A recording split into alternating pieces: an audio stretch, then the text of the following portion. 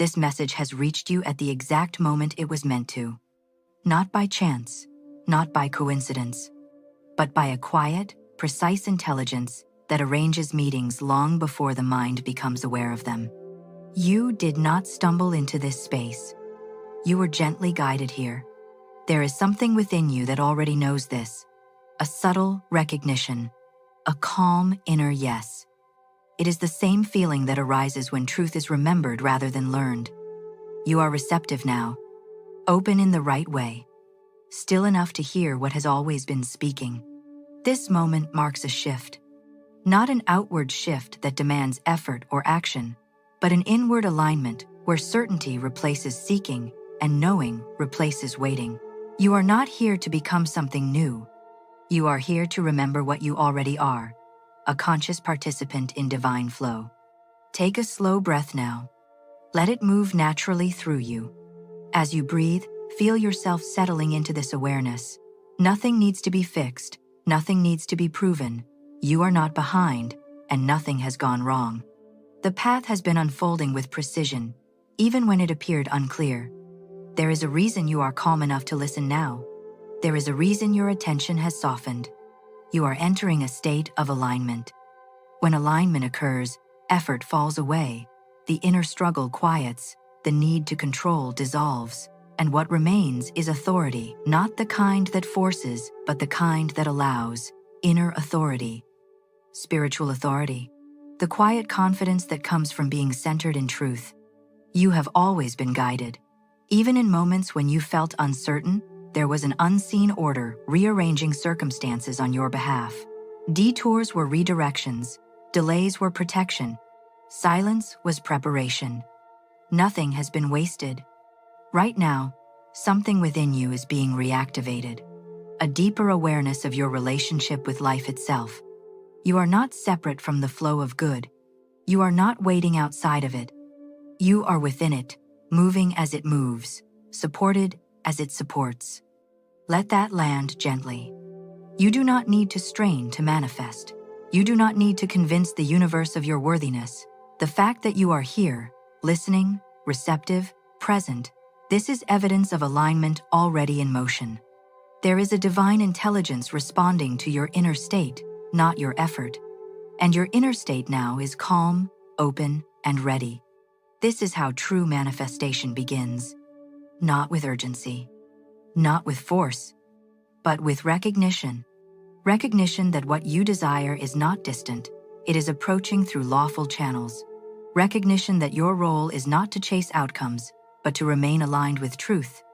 Recognition that you are supported by an intelligence far more capable than personal will. As you continue listening, allow yourself to relax even further. The mind does not need to analyze. The body does not need to brace. You are safe within this unfolding. This message found you because you are prepared to receive it, prepared to move from effort into ease, from hoping into knowing, from searching into alignment. There is a calm certainty being established now, one that does not announce itself loudly, but settles deeply. It is the certainty that things are working in your favor, even when you cannot yet see the full picture. And you do not need to see it yet. All that is required of you in this moment is presence, gentle awareness, willingness to listen beyond words. Stay here. Let the knowing deepen. What is meant for you is already responding to this alignment. And this is only the beginning. And as that quiet certainty continues to settle within you, something begins to make sense without explanation, not intellectually, but intuitively. You feel it rather than think it. The understanding that life is not random, and you are not at the mercy of circumstance. There is a law at work, steady, intelligent, and exact, and it responds not to force, but to alignment. Divine law is not something you activate. It is something you cooperate with. It has always been operating, arranging, adjusting, responding to the state of consciousness you inhabit. When consciousness changes, experience follows. Not through struggle, through order. This is why effort has never been the source of your manifestations. Effort belongs to the mind that believes it must push life into shape. Alignment belongs to the deeper awareness that knows life moves toward harmony naturally. When you are aligned, things fall into place without resistance.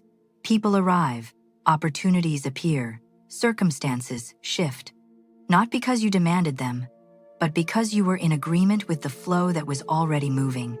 This law does not hurry. It does not react emotionally. It does not punish or reward. It simply reflects. It responds faithfully to what is held within. And right now, what is held within you is changing. There is a soft recalibration happening, a return to center. A letting go of the idea that you must struggle to deserve, prove to receive, or wait to be chosen. You are chosen by virtue of being conscious. You are included by virtue of being aware. Divine law operates through clarity. When the mind is clear, the path becomes visible. When the heart is calm, the way opens. This is why peace is not passive. It is powerful. It is alignment in its purest form. You may have noticed that the more you relax, the more things resolve. The more you trust, the more support appears. This is not coincidence. It is law responding to coherence. There is nothing mystical you need to master. Nothing complicated to remember. Alignment is simple. It is the quiet agreement with truth. It is the willingness to stop arguing with life and allow it to organize itself around your highest good. And life wants to organize around your good. The universe is not withholding. It is responding. When resistance dissolves, response accelerates. When urgency quiets, clarity emerges. When you stop forcing outcomes, outcomes find you. This is why safety matters in manifestation. When the nervous system is calm, the signal is coherent. When the inner world feels safe, the outer world mirrors that stability. What you are cultivating now is not desire, but trust. And trust is the language divine law understands instantly. Nothing needs to be rushed. Timing is not something you manage. It is something you align with. When alignment is present, timing becomes precise. There is an intelligence arranging details beyond your awareness. You do not interrupt it by resting. You assist it. You do not delay it by trusting. You activate it. This is the paradox the mind often misses. Effort slows, what alignment accelerates. And now, you are learning a different way of moving. A quieter way. A more certain way. You are learning how to let life meet you halfway, rather than carrying everything alone. You are safe within this process. You are supported within this unfolding. Nothing that is meant for you can pass you by. Allow that understanding to settle even deeper now. You are not waiting for manifestation. You are aligning with it. And alignment changes everything.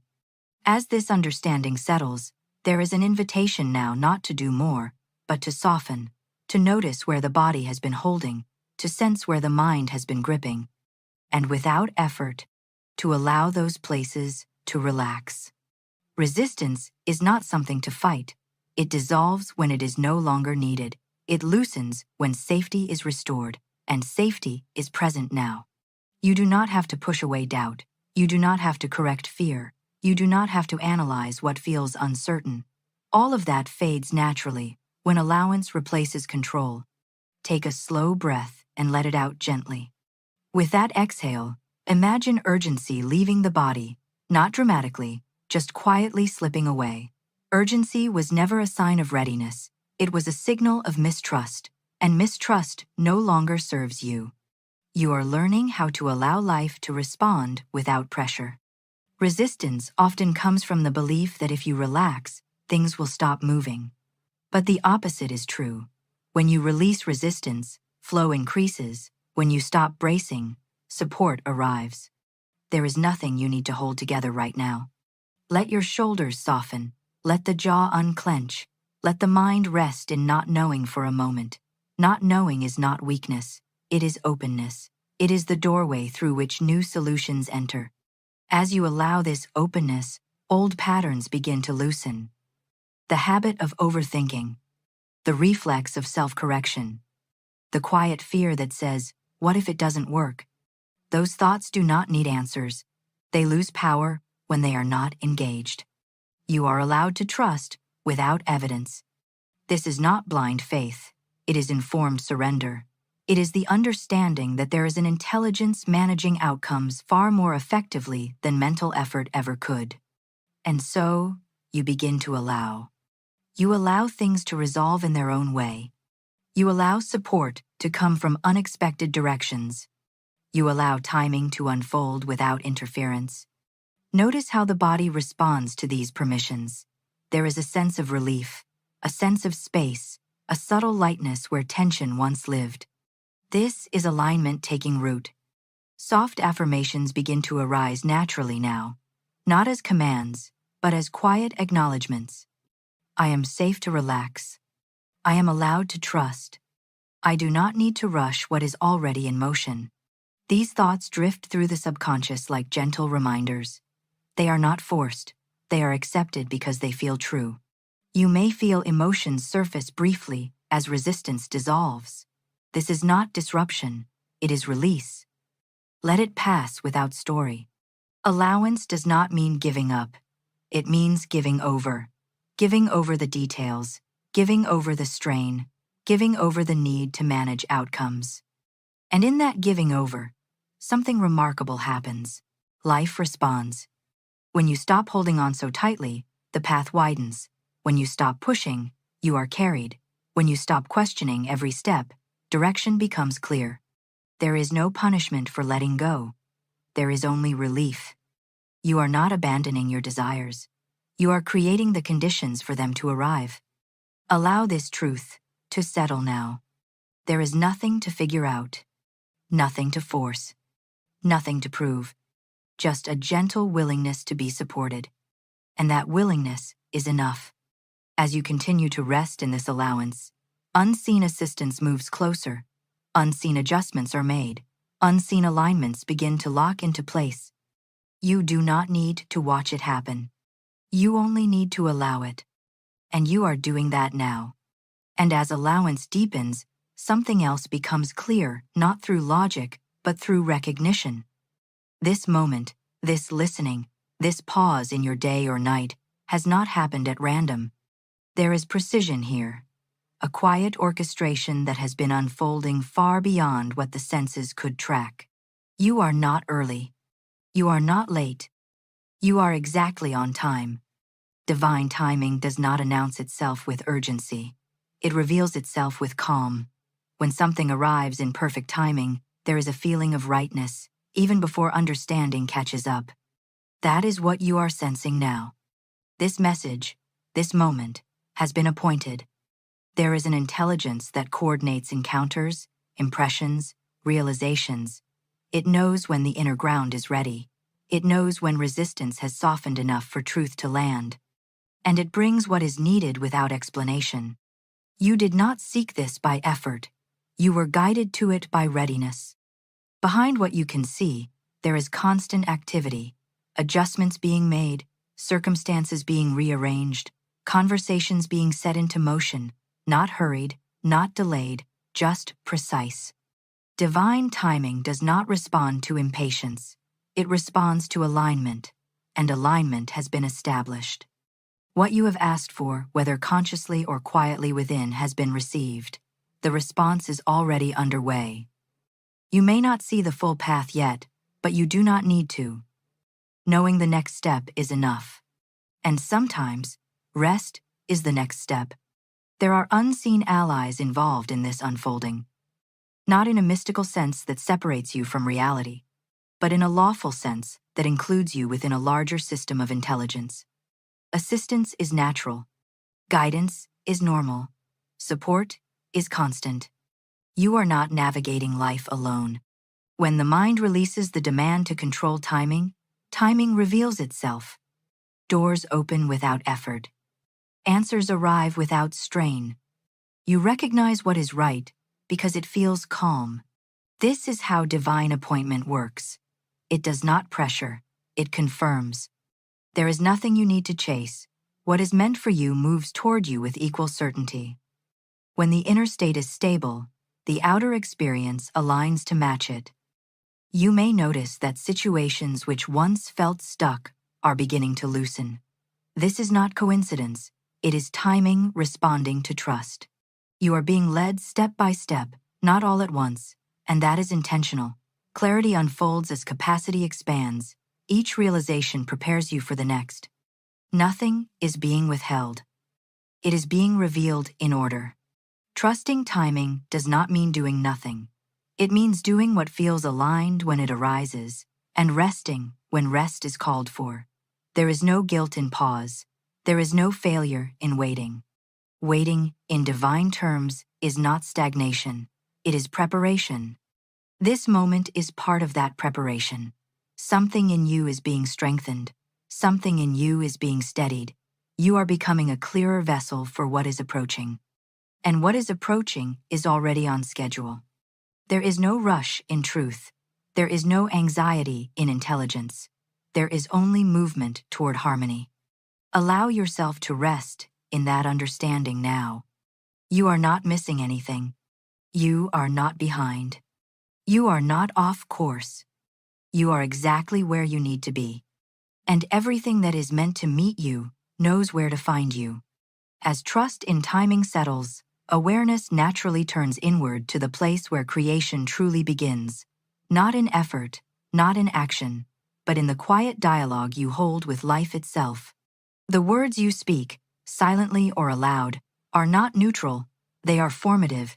They give shape to experience. Spoken word is not merely communication. It is direction. Every thought carries tone. Every phrase carries instruction, and consciousness responds faithfully to what is declared as true. This is not something to control with vigilance.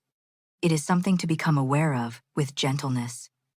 You are always speaking creation into motion, often without realizing it. But now, awareness is present, and awareness changes everything. Words spoken from fear tighten the field. Words spoken from trust open it. Words spoken from effort signal resistance. Words spoken from alignment activate flow. The power is not in volume or repetition. It is in agreement. When your words agree with truth, reality reorganizes itself naturally. You do not need to affirm aggressively. You do not need to convince yourself of anything that feels untrue. Forced declarations create inner conflict. Gentle declarations create coherence. Coherence is what divine law responds to. Notice the difference between saying something because you want it to be true and saying something because it already feels true. The body recognizes this difference immediately. One feels tense. The other feels calm. We move toward the calm. Spoken word becomes powerful when it reflects inner alignment rather than trying to create it. This is why simple, grounded statements carry more authority than dramatic ones. You may begin to notice how naturally certain phrases arise now, soft acknowledgments rather than demands. Things like, I am supported. I am guided.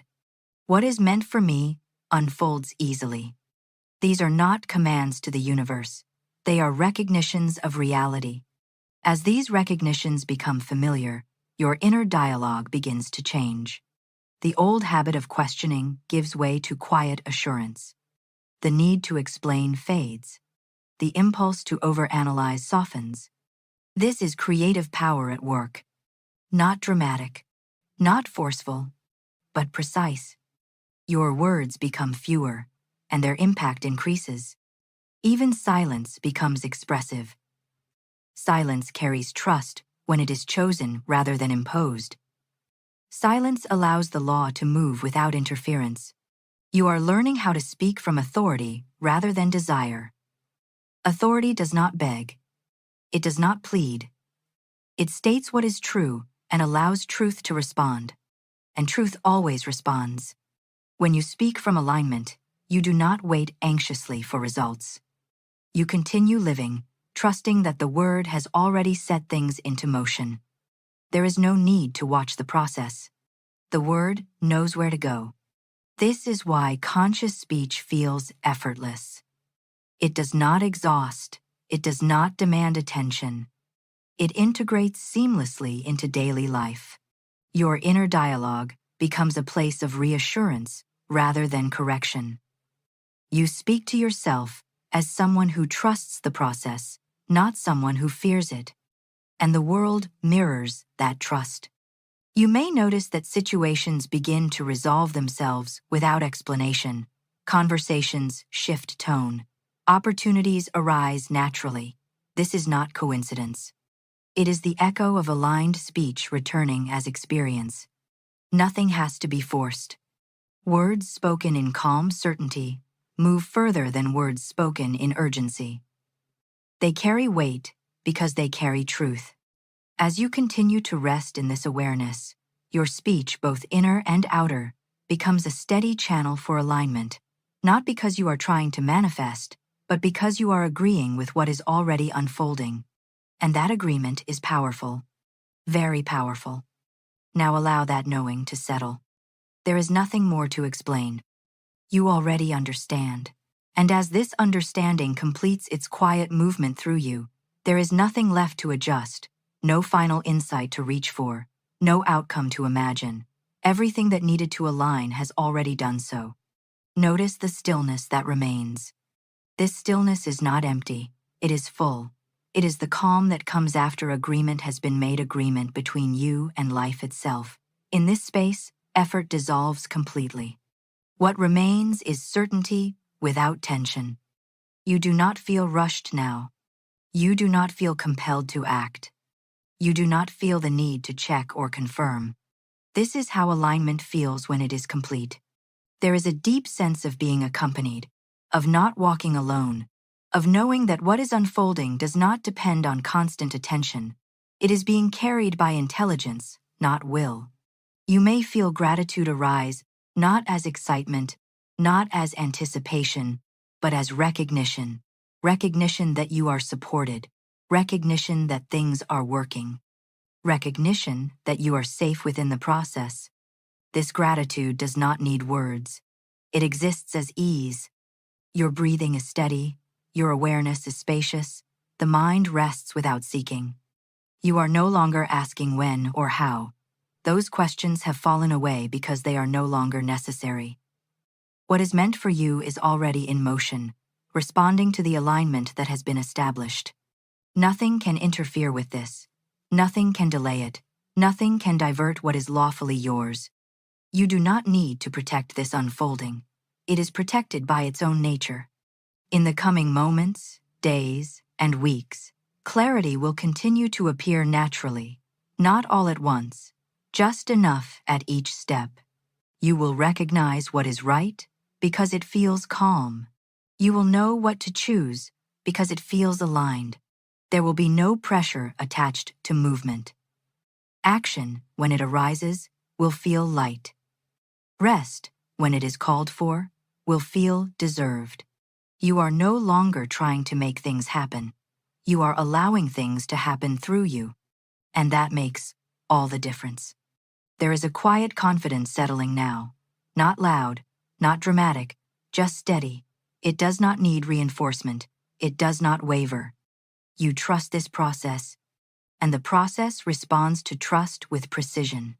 As this moment comes to a close, there is nothing to hold on to, nothing to remember, nothing to carry forward. What matters has already been impressed upon consciousness. You are aligned. You are supported. You are guided.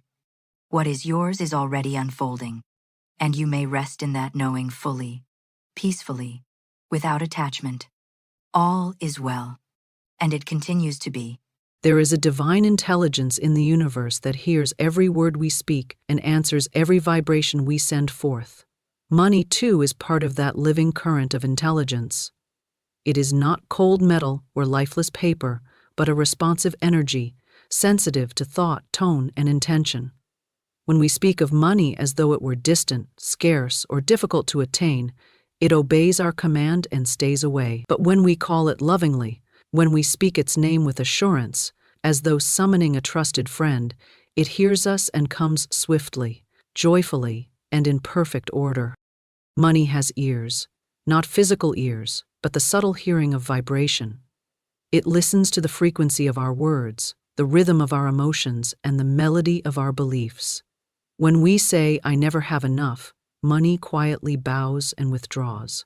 When we say, "I am a magnet for abundance," money flows to me easily and constantly. The invisible substance of supply begins to stir and move toward us, finding channels, opportunities, and blessings to deliver what we have already claimed in spirit. Every word is a seed, and money, like fertile soil, receives our spoken word and brings it to life. The careless word of lack plants weeds. The deliberate word of prosperity plants flowers. The universe cannot differentiate between jest or seriousness. It only echoes what it hears. Thus, when we speak, we must speak with divine authority, knowing that money listens. Say its name with love, not fear. Call it forth with confidence, not desperation. Say, "Money, you are welcome in my life. You are a servant of good, and you come in increasing measure to bless and to expand every good thing I do." Money delights in order and purpose. It hastens toward those who use it wisely and speak of it honorably. The soul that sees money as a channel of divine circulation will never be without it, for what is honored multiplies. The individual who sees money as selfish gain or as a master rather than a servant chases it endlessly but never holds it. We must remember, money belongs to the realm of spirit, and spirit is never poor. When we align with this truth, when our words become the words of faith and gratitude, we tune our lives to the frequency where wealth abides. Let us then begin to speak to our money as we would to a faithful friend. Let us say, "Money, you are divine energy in form. You are the echo of my creative thought. You hear me when I call, and you respond to my faith." Speak this with calm assurance, for every syllable spoken in truth vibrates through the unseen, and the unseen rushes to fulfill the spoken word. Money has ears, and it listens for the voice that calls it by name with joy, confidence, and gratitude. Money is living energy that responds to thought and vibration. It is not an inanimate object, not a pile of metal or paper devoid of soul. Money is spirit in motion, clothed in form for human use. It flows, it circulates, it listens, it feels, it responds to the consciousness that calls it forth, and it always returns to the vibration from which it came. When we look at money as mere currency, we see only the surface. But beneath that surface lies a living pulse, a rhythm that matches the heartbeat of the universe itself. Everything that exists is energy, and money is no exception. It is energy given shape, a physical reflection of our mental and spiritual relationship with abundance. Every thought we think about money sends out a vibration. These vibrations create a magnetic field around us, drawing to us experiences that match the quality of our inner dialogue. When we think of money with gratitude, reverence, and confidence, we tune our vibration to the frequency of abundance, and money flows to us naturally. When we think of it with fear, resentment, or guilt, we block its path, and it withdraws. For it will not remain where it is not respected or welcomed. The laws that govern energy are the same laws that govern money. Energy cannot be destroyed, only transformed. If we treat money as a living energy, we learn to transform our scarcity into sufficiency, our doubt into faith, our anxiety into calm assurance. The invisible world rules the visible one. Before money appears in the hand, it has already existed in the mind. Every fortune begins as an idea, every increase as a shift in consciousness. When a person aligns their thought with the idea that money is a friend, a willing servant of good, it begins to move in their direction through means both expected and unexpected. The universe rearranges itself to support the vibration that has been set in motion. Those who understand this truth never chase money, they attract it.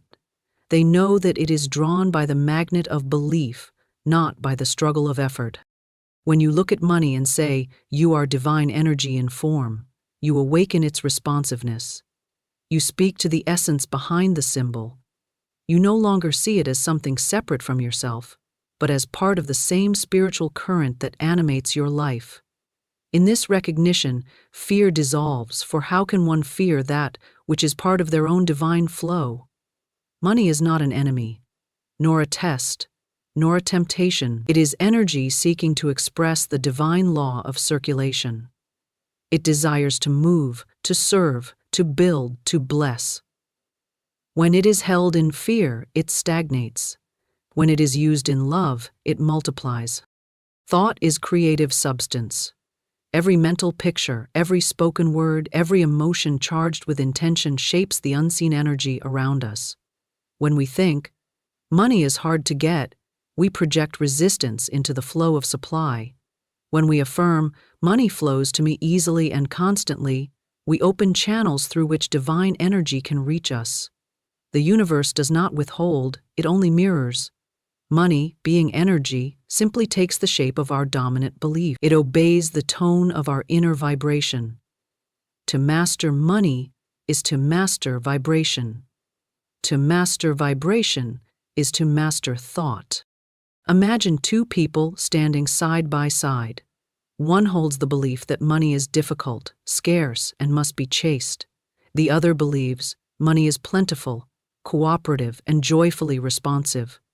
Both live under the same economic conditions, the same world, the same opportunities. Yet their experiences will be vastly different, because one is in harmony with the energy of flow and the other is in discord. Money, as energy, gravitates toward harmony. It listens not to complaints or reasoning, but to vibration. It moves where it is invited, through love, gratitude, and purpose. Energy cannot lie. It vibrates at the frequency of truth.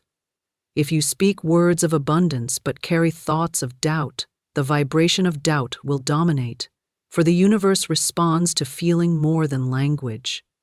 You cannot deceive money, for money is energy, and energy knows authenticity.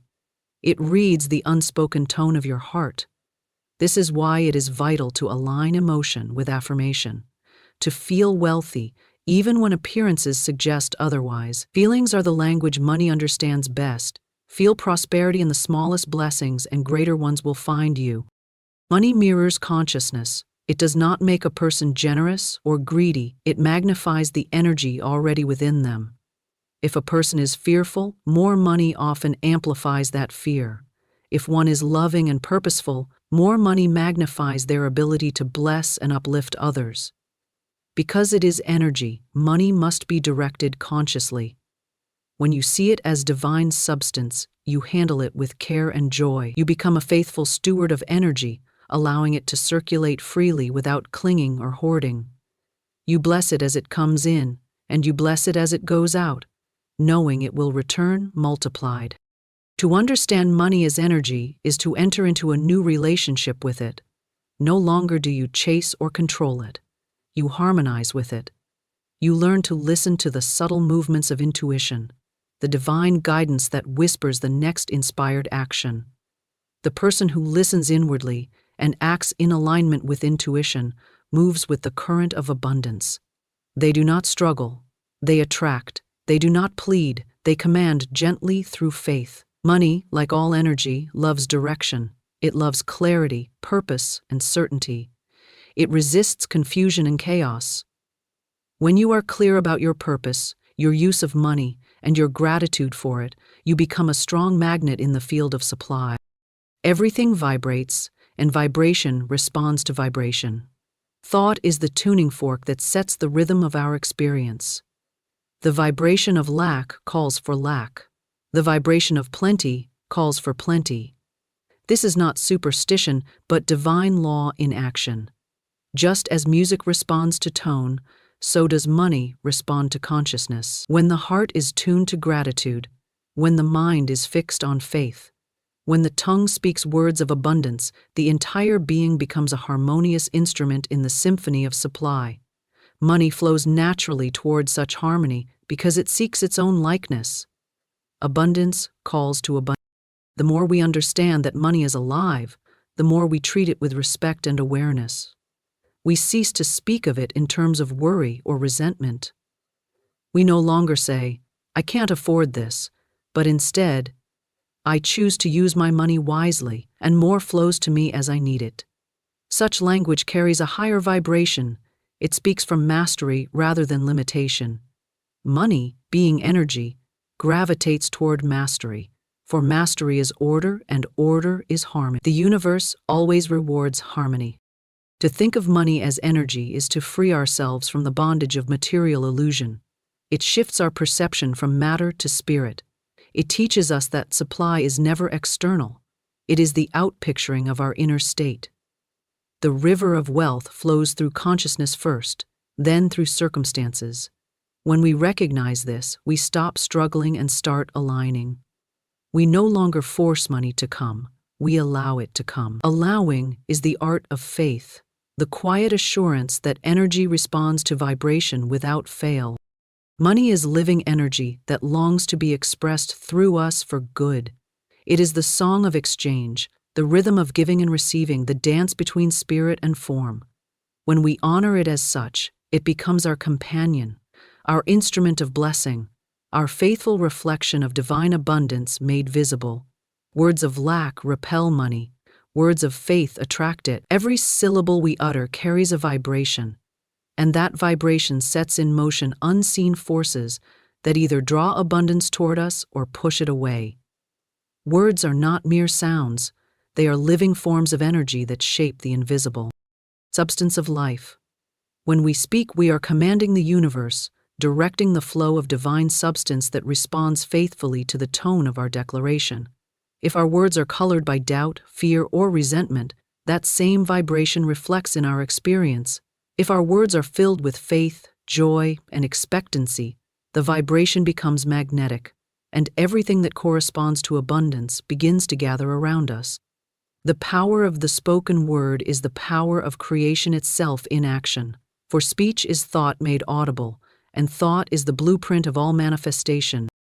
When we say, "I can't afford this," "money never stays with me," or "everything is too expensive," we unknowingly affirm separation from abundance.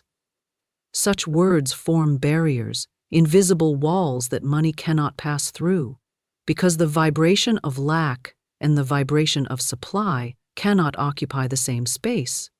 The universe hears our every declaration and treats it as an order. It is not concerned with whether we are joking, complaining, or simply repeating what we think is true.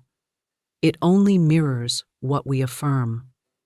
The individual who constantly speaks of scarcity lives within that vibration, and life, being a faithful mirror, reflects scarcity back to them.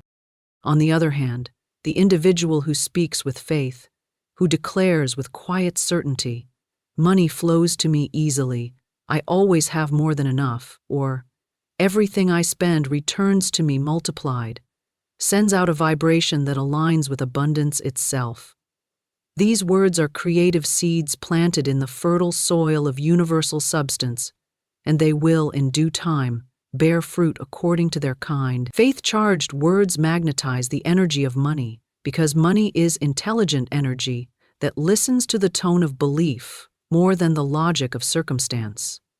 When we speak from faith, we are speaking the language that the universe understands best. The law of vibration governs everything in existence. Every thought, word, and emotion emits a frequency. Lack and faith are simply two different frequencies. The moment you speak words of lack, you tune yourself to a frequency where abundance cannot reach you. It is as though you turn the dial of your inner receiver to a static channel that blocks out the music of prosperity. But when you speak words of faith, gratitude, and certainty, you tune yourself to the wavelength of supply, and the song of abundance plays through your life with effortless harmony. Words are the tuning fork of reality, and the sound they produce determines what kind of experience echoes back to you. Words of lack do not only repel money, they weaken the spirit. They drain creative power by affirming defeat before the divine law has even had the chance to work. They make the invisible forces of good stand still because they are spoken from disbelief. The person who constantly says, "It's too hard, I never get a break," or "I'm always behind," binds themselves with cords of their own making. These cords are not visible, but they are strong, woven from repeated affirmations of limitation. Each repetition deepens the groove of scarcity in the mind until it becomes habitual. To reverse this pattern, one must consciously choose new words, even before feeling their truth. One must begin to speak faith until faith becomes natural. Say, everything I need comes to me in perfect time and order. Say, money comes to me in expected and unexpected ways. Say, divine supply is unlimited and I am aligned with it. These are not idle phrases. They are spiritual commands that shift the vibration of your life. The moment you begin to speak them with sincerity and repetition, the energy around you begins to reorganize itself in accordance with your new vibration. Words of faith are words of power. They do not beg, plead, or hope. They declare. They speak from knowing rather than wanting. When we say, I am prosperous, we are not pretending. We are aligning with the truth that prosperity already exists in the realm of spirit, waiting to manifest. Faith does not concern itself with how or when. It only affirms what is true. Words spoken with faith carry authority because they are in harmony with divine law. They do not strain, they resonate. Money, being energy, feels the difference between the vibration of need and the vibration of faith. Need says, I do not have, and thus declares separation. Faith says, it is already mine, and thus creates unity. The law of attraction, or more accurately, the law of vibration, brings to us not what we want, but what we believe and speak into being. This is why it is essential to guard our words as sacred instruments of creation. Every careless word of complaint, every casual statement of lack, sends a ripple through the substance of life that eventually returns as experience. To speak faith in the midst of apparent lack is the highest form of spiritual mastery. It is to acknowledge that spirit, not matter, is the true source of supply. The one who can say, I am provided for, even when the purse seems empty, has already turned the key in the lock of abundance. For faith is the invisible currency that precedes the visible one. The universe cannot deny a vibration of unwavering faith. Words charged with such certainty open channels where there were none, awaken dormant opportunities, and summon the cooperation of unseen forces. Every word is a decree. When you say, I am broke, the creative energy of the universe obeys. When you say, I am prosperous, it obeys just as faithfully. There is no partiality in divine law. It only mirrors. If we desire abundance, we must speak abundance. If we wish for flow, we must speak flow. Words must become tools of conscious creation rather than weapons of self-sabotage. The tongue can bless or bind, attract or repel, uplift or diminish. Each sentence we utter either builds a bridge to wealth or erects a wall against it. Faithful words create movement. They stir the stagnant energy of fear and set it into circulation. When you speak words like, money flows to me now, I am open to divine increase, or I am worthy of all good, you are not merely talking, you are commanding energy to align. And energy always obeys its commander when the command is clear, confident, and charged with emotion. Feeling is the fuel of creation. Without emotion, words are empty shells. With emotion, they are living decrees. To speak with faith is to feel the truth of your words vibrating in your heart before they are seen by the eyes. Words of lack are rooted in fear, and fear is the great separator. It tells us that supply is limited, that life is uncertain, that we must grasp, hoard, or chase what little we can. But faith knows that the universe is abundant beyond measure, that supply is infinite and ever-flowing, that money is only one form of the divine circulation of good. When we speak from fear, we close the door to that circulation. When we speak from faith, we open it wide. Every word becomes a key, and every key either locks or unlocks the treasury of the universe. It is not enough to think abundance, one must speak it. Thought sets the pattern, but speech gives it form. The spoken word carries vibration through the air, setting off waves that move through the field of energy around us. These waves attract matching frequencies, drawing to us people, opportunities, and experiences that resonate with the tone we have sent out. The person who continually says, I always receive what I need, will, over time, live in the rhythm of that truth. The person who says, "Nothing ever works out for me," will find their words faithfully echoed in their affairs. Therefore, the wise one speaks carefully, knowing that each word carries weight and power. They refuse to speak lack, even in jest, for they understand that the law of vibration does not recognize humor, it only recognizes frequency. They train their speech to align with abundance until it becomes second nature. Eventually, their words and their reality move in perfect harmony, for what is spoken in faith must manifest, and what is spoken in lack must fade away. Speak to money with love, confidence, and gratitude, for money, like all divine energy, responds to the tone of the heart, more than the sound of the lips. When you speak to it with love, it feels welcomed. When you speak to it with fear or resentment, it withdraws. Love is the highest vibration in the universe, and whatever is spoken in love carries creative power.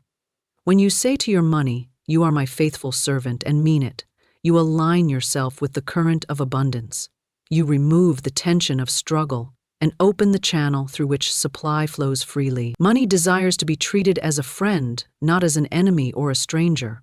It longs to be acknowledged, appreciated, and given purpose. Love gives life to every energy, and money, being energy, comes alive under the warmth of love's vibration. Confidence is faith expressed through tone and thought. When you speak to money with confidence, you declare your dominion as a co-creator with divine intelligence. You do not plead or beg for it to come. You summon it with calm assurance, knowing it hears your voice. The one who speaks to money with doubt and apology sends mixed signals to the universe. Money feels the vibration of hesitation and stays away, for it cannot dwell in confusion. But when you speak with confidence, your vibration is steady, clear, and magnetic. You say, "Money, you know me. You recognize my vibration. You flow to me from all directions, easily and harmoniously."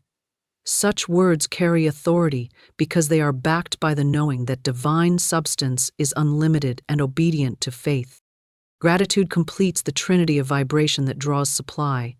When you are grateful for what you already have, you create a magnetic field of increase. Gratitude is acknowledgement of divine order, a signal to the universe that you recognize abundance as already present. Money responds to gratitude the way a flower responds to sunlight. It unfolds, multiplies, and continues to grow. When you bless every dollar that comes into your hand, you are saying to the universe, "I am ready for more." When you bless every bill you pay, you say, "I am grateful that I can give." Gratitude transforms every transaction into a spiritual exchange. It changes money from a symbol of worry into a channel of joy. When you speak to money with love, confidence, and gratitude, you create harmony between yourself and the flow of supply. Money becomes your ally, not your master. It becomes a tool through which divine abundance expresses itself. The person who loves money, rightly, not for greed but for its power to serve good, never lacks. Love recognizes the sacredness of all creation, including the energy we call money. To speak lovingly to it is to honor the divine intelligence that formed it. When you say, "Money, you are divine substance in motion, and I welcome you joyfully," you call it forth from the unseen with dignity. The words you speak form a bridge between the invisible and the visible, allowing supply to cross effortlessly into your experience. Love dissolves resistance. Many people repel money without realizing it because they associate it with guilt, shame, or corruption. They have been taught to believe that wealth and spirituality cannot coexist, that money is worldly and dangerous. These thoughts create an inner conflict that keeps abundance at bay. But love heals this conflict.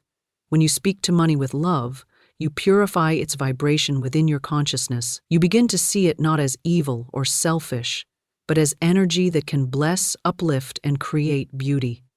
Love sanctifies money, transforming it from a symbol of materialism into an instrument of divine service. Confidence is born from the awareness that you and the universe are one. You cannot truly be confident if you believe in separation, for separation breeds fear. When you realize that money is part of the same divine energy that breathes through you, confidence becomes natural. You know that the flow of supply cannot be interrupted except by your own disbelief. Speaking to money with confidence is not arrogance. It is recognition of spiritual law. You are not commanding money as an inferior. You are directing energy as a co-creator. The tone of your voice, the certainty in your heart, and the conviction in your thought tell money where to go and how to serve. Gratitude amplifies confidence. When you give thanks for every form of supply, visible and invisible, you affirm your faith in the continuity of abundance. Gratitude removes the vibration of need because it declares that the good you desire is already yours. The grateful person never waits to see results before giving thanks. They give thanks first, and results follow. When you bless your money with gratitude, you infuse it with the energy of joy, and that joy multiplies as it circulates. Money that is blessed carries your vibration wherever it goes, attracting more of its kind back to you. Gratitude turns every exchange into a cycle of increase. To speak to money with love is to soften the energy around it. To speak with confidence is to command it. To speak with gratitude is to multiply it. Together, these vibrations create a sacred partnership between you and the divine flow of wealth. You are no longer chasing money, you are dancing with it. You are no longer anxious about where it comes from. You are certain that it comes from the inexhaustible source of good that sustains all life. Love keeps the channel open. Confidence directs the flow. Gratitude accelerates its return. Money listens to the tone of your vibration, not merely the words you say. You could repeat affirmations for hours, but if your heart is heavy with fear, your words will fall flat. But if you speak only a few sentences filled with love, assurance, and appreciation, those words will carry power. They will ripple through the unseen substance of supply and return as visible prosperity. Love charges words with life. Confidence anchors them in authority.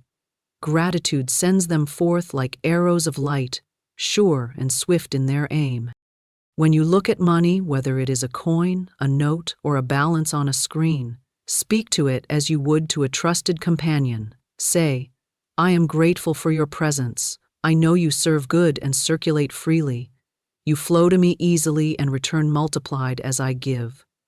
These words create a vibration of mutual respect between you and money. They lift you out of the consciousness of lack and place you in the rhythm of divine exchange. The more you practice this, the more natural it becomes, until your entire being resonates with abundance. Love removes fear of loss. Confidence removes doubt of ability. Gratitude removes blindness to blessings. When these three qualities are combined in speech, the energy of money becomes harmonious and responsive. It will not resist you, for resistance cannot exist in the presence of love. It will not delay, for confidence removes uncertainty. It will not diminish, for gratitude keeps it multiplying. The laws of spirit are exact. They respond to vibration, not appearance. Speak with love, and the vibration of harmony is set. Speak with confidence, and the vibration of faith is established. Speak with gratitude, and the vibration of increase is activated. Each time you handle money, whether giving or receiving, bless it silently. Speak words of kindness to it. Thank it for the comfort it brings, the opportunities it opens, the good it allows you to create. The energy you send to it will return. The more lovingly you speak to it, the more lovingly it will respond. Love magnetizes. Confidence stabilizes. Gratitude multiplies. Through this trinity, the flow of abundance becomes effortless, natural, and continuous, because divine energy always responds to those who recognize its sacred nature and speak to it as a friend. Money serves divine purpose when used with wisdom. It is a living stream of energy that flows through human hands, carrying the imprint of intention wherever it goes. When handled with wisdom, it becomes a servant of light, creating harmony, beauty, and progress. When handled without understanding, it becomes tangled in fear, waste, and misuse. The essence of wisdom is alignment with divine order. The recognition that money is not to be hoarded, feared, or idolized, but to be directed with clarity and love toward purposeful expression. Money itself has no morality. It takes on the vibration of the one who wields it. In the hands of the wise, it builds. In the hands of the unwise, it stagnates or destroys. Thus, to understand money's divine purpose is to understand our own purpose as co-creators in the divine plan. Money was never meant to enslave humanity. It was meant to serve as a channel of exchange, a symbol of faith and cooperation between souls. Its true function is circulation. Just as blood nourishes the body through its constant movement, so money nourishes the world through its continuous flow. When it is blocked by fear, greed, or misuse, spiritual stagnation follows.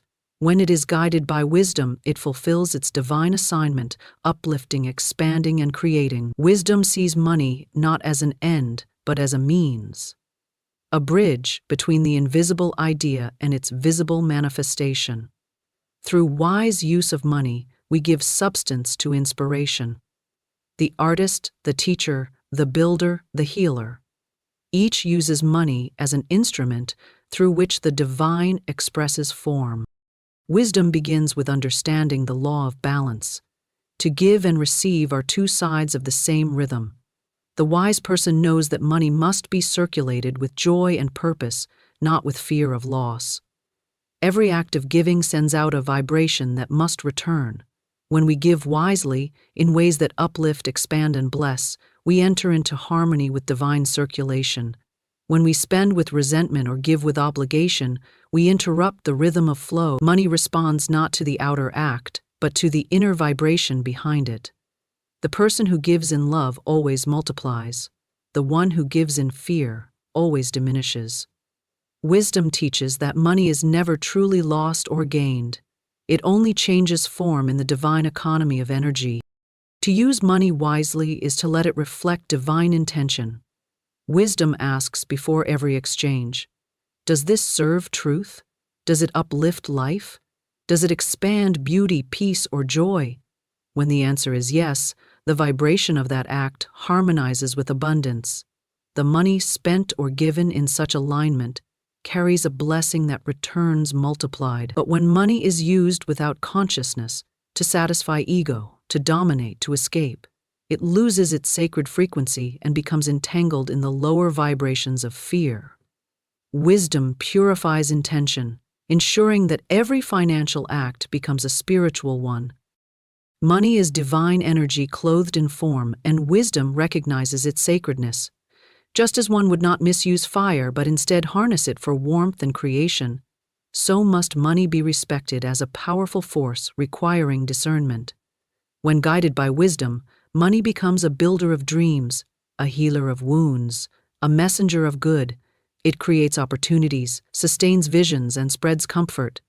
But when ruled by ignorance or selfish desire, it burns away harmony and leaves emptiness in its wake. Thus, wisdom directs while folly reacts.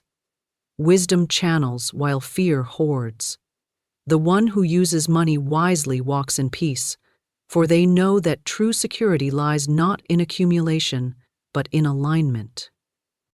The wise understand that money magnifies what already exists within consciousness.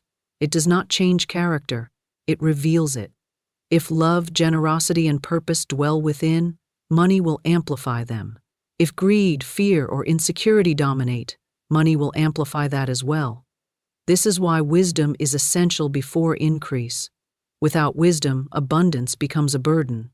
With wisdom, abundance becomes a blessing. To prepare for divine prosperity, one must cultivate inner order. The mind must be trained to think clearly, the emotions to remain steady, and the intentions to be pure. When this inner alignment is achieved, the flow of money becomes natural, effortless, and beneficial to all it touches. Money used with wisdom always serves others while serving oneself.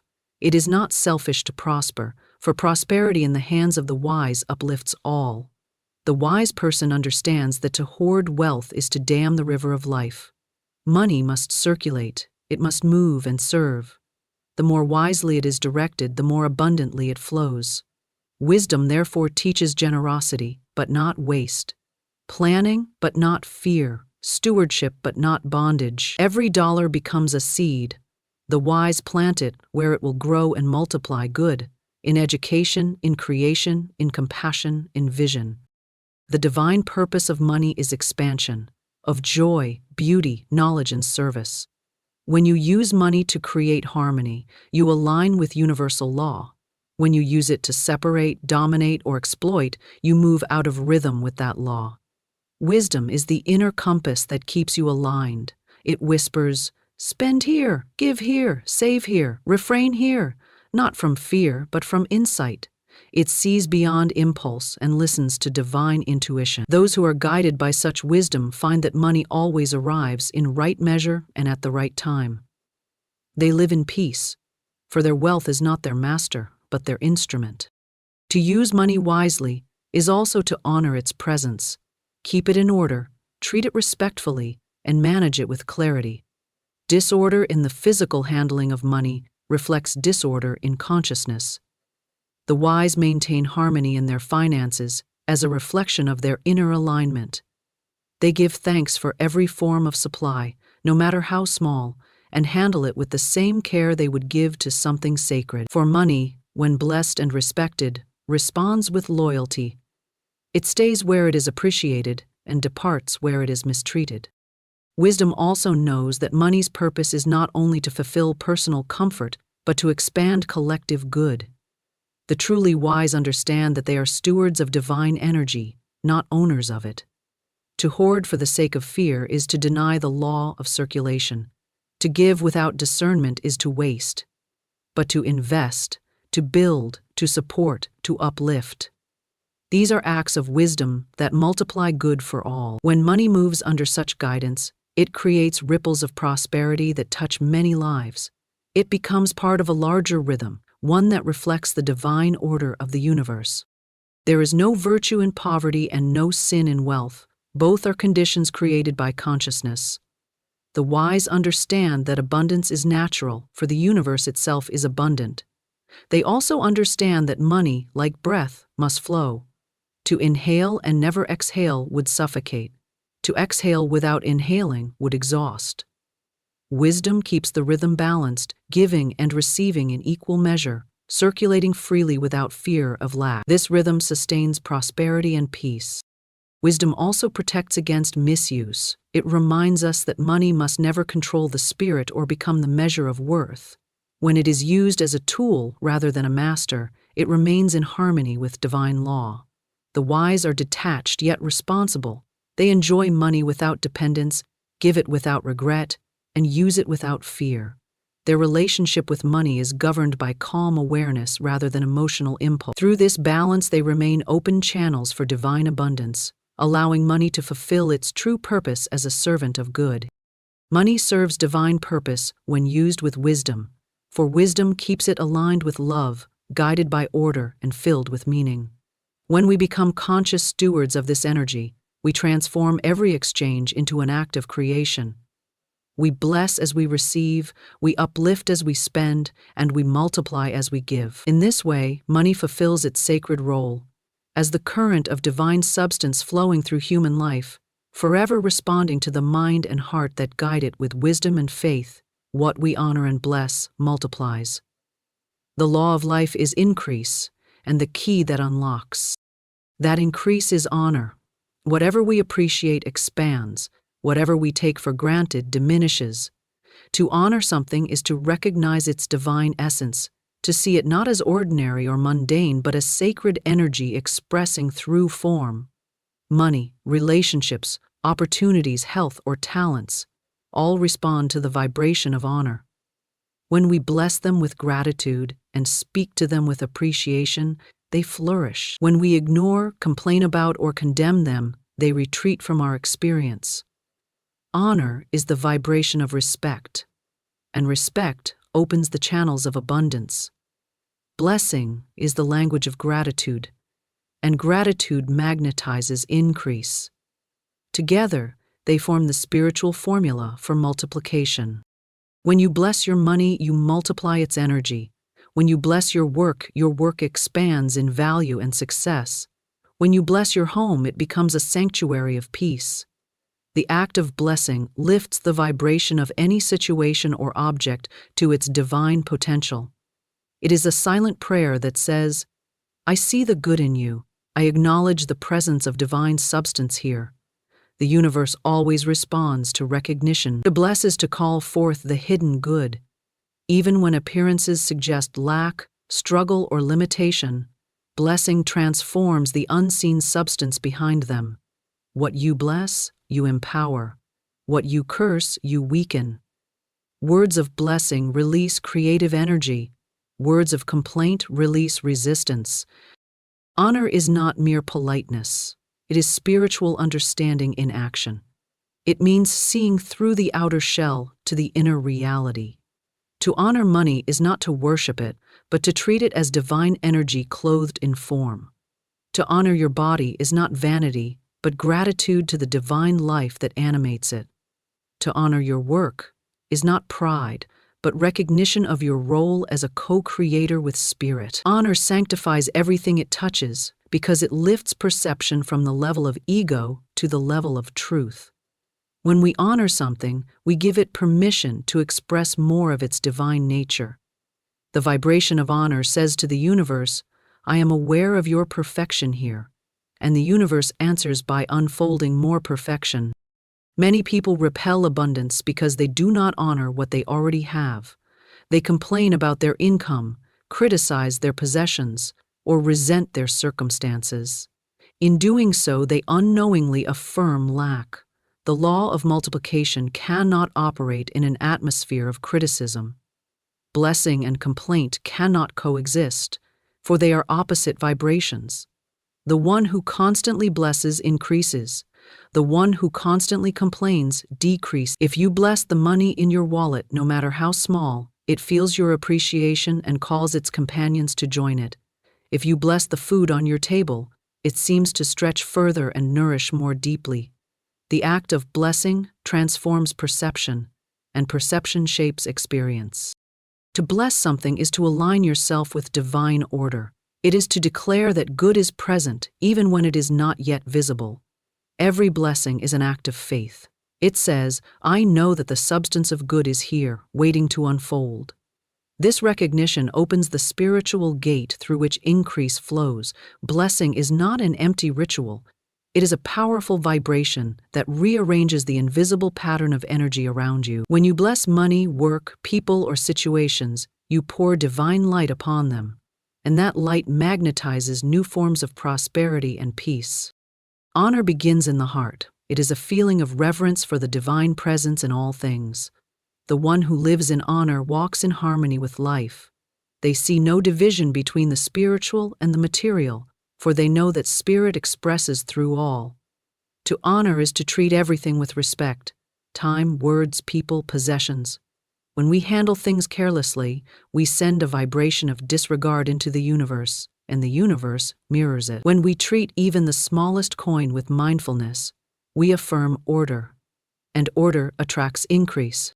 Honor is also a recognition of relationship.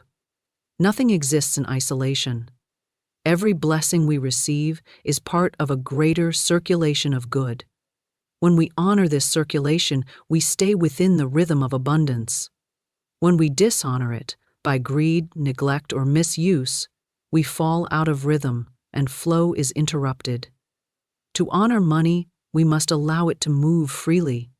To honor others, we must recognize their divine worth. To honor ourselves, we must remember that we are expressions of the same infinite source. The vibration of honor harmonizes all relationships, for it restores the awareness of unity.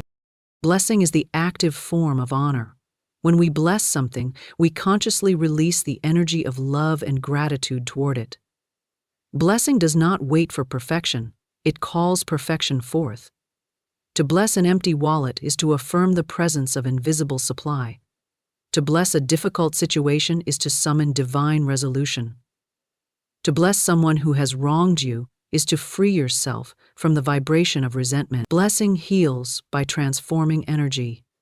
It is the language of the soul that speaks directly to spirit, bypassing limitation and calling forth increase. When you honor and bless consistently, You begin to see multiplication in every area of life. Money seems to flow more freely, opportunities appear effortlessly, relationships become harmonious. This is not coincidence but law. The universe always multiplies the vibration you send out. Blessing money makes it circulate and return. Blessing time expands it. Blessing relationships deepens them. Whatever you bless takes on new vitality. The vibration of blessing carries the frequency of divine love, and love is the greatest multiplier of all. To live in a state of blessing is to live in continuous prayer. Every act becomes sacred when performed with gratitude and awareness. When you clean your home, bless it. When you work, bless your labor and those it serves. When you rest, bless your body for its strength. When you receive money, bless it for its usefulness. When you spend, bless the exchange for enriching both giver and receiver.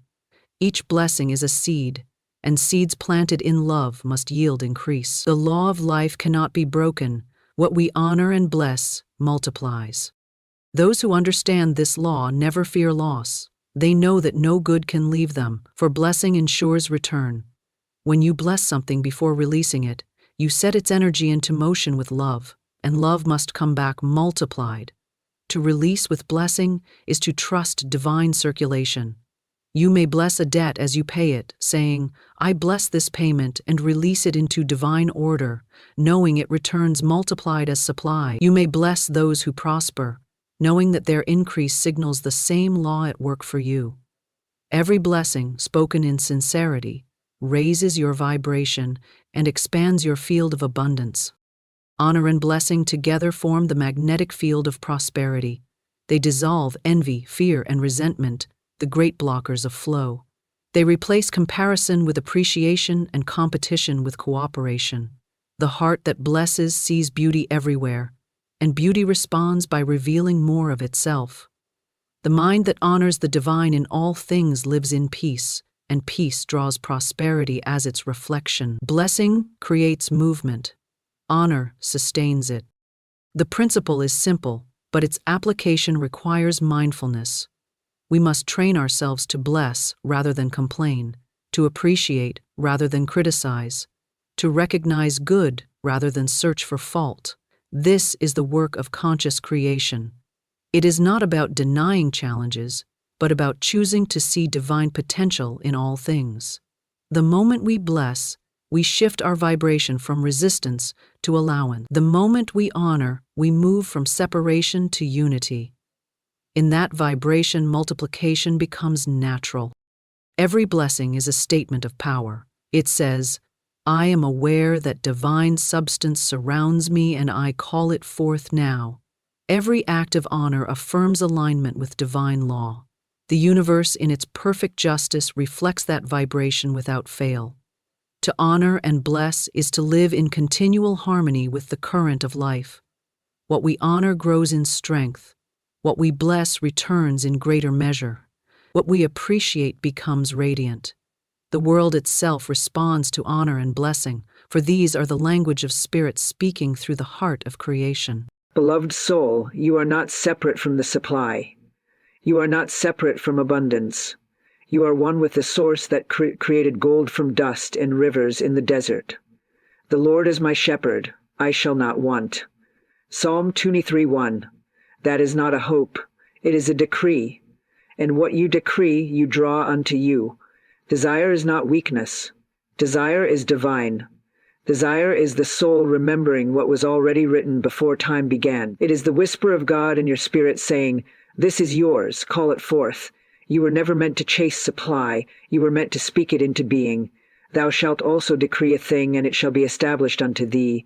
Job 2:8. Speak, child of light, speak, and the heavens respond. The word is power, the word is law, the word is creation. In the beginning was the Word, and the Word was with God, and the Word was God. John 1. You are a divine being, clothed in flesh, gifted with the same breath that parted the Red Sea, the same word that said, "Let there be light," and there was light. That light dwells in you. That word is your inheritance. Use it.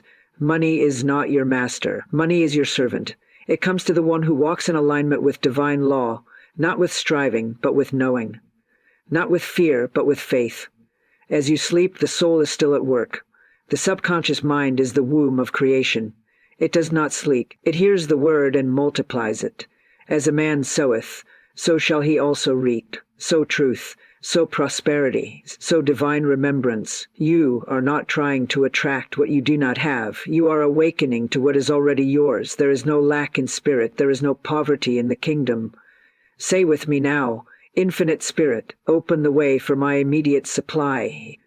Let all that is mine by divine right reach me now. Read until your soul believes it. Repeat it. Now, until your soul believe. Repeat it until your atmosphere shifts.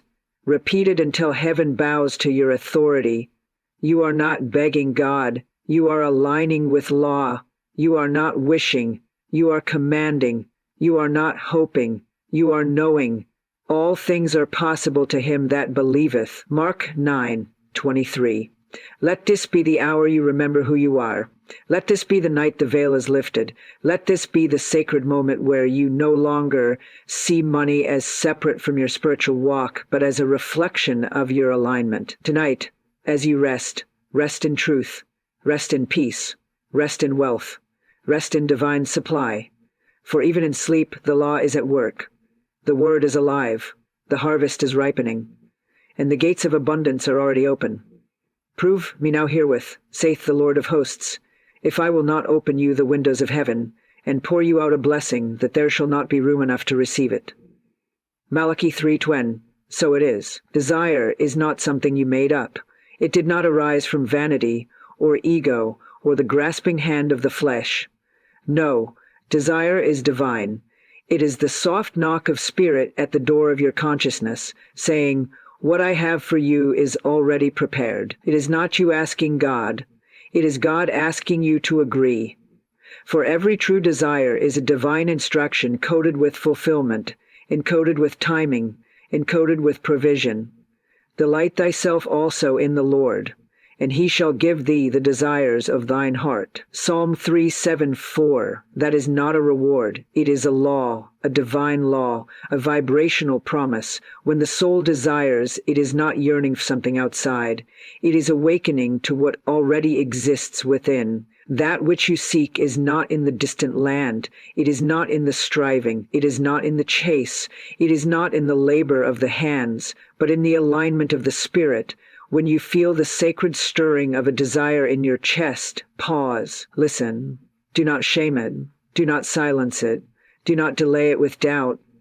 That desire is the voice of the infinite saying, now is the time. Speak, my child, and call it forth. You are not being tested. You are being trusted.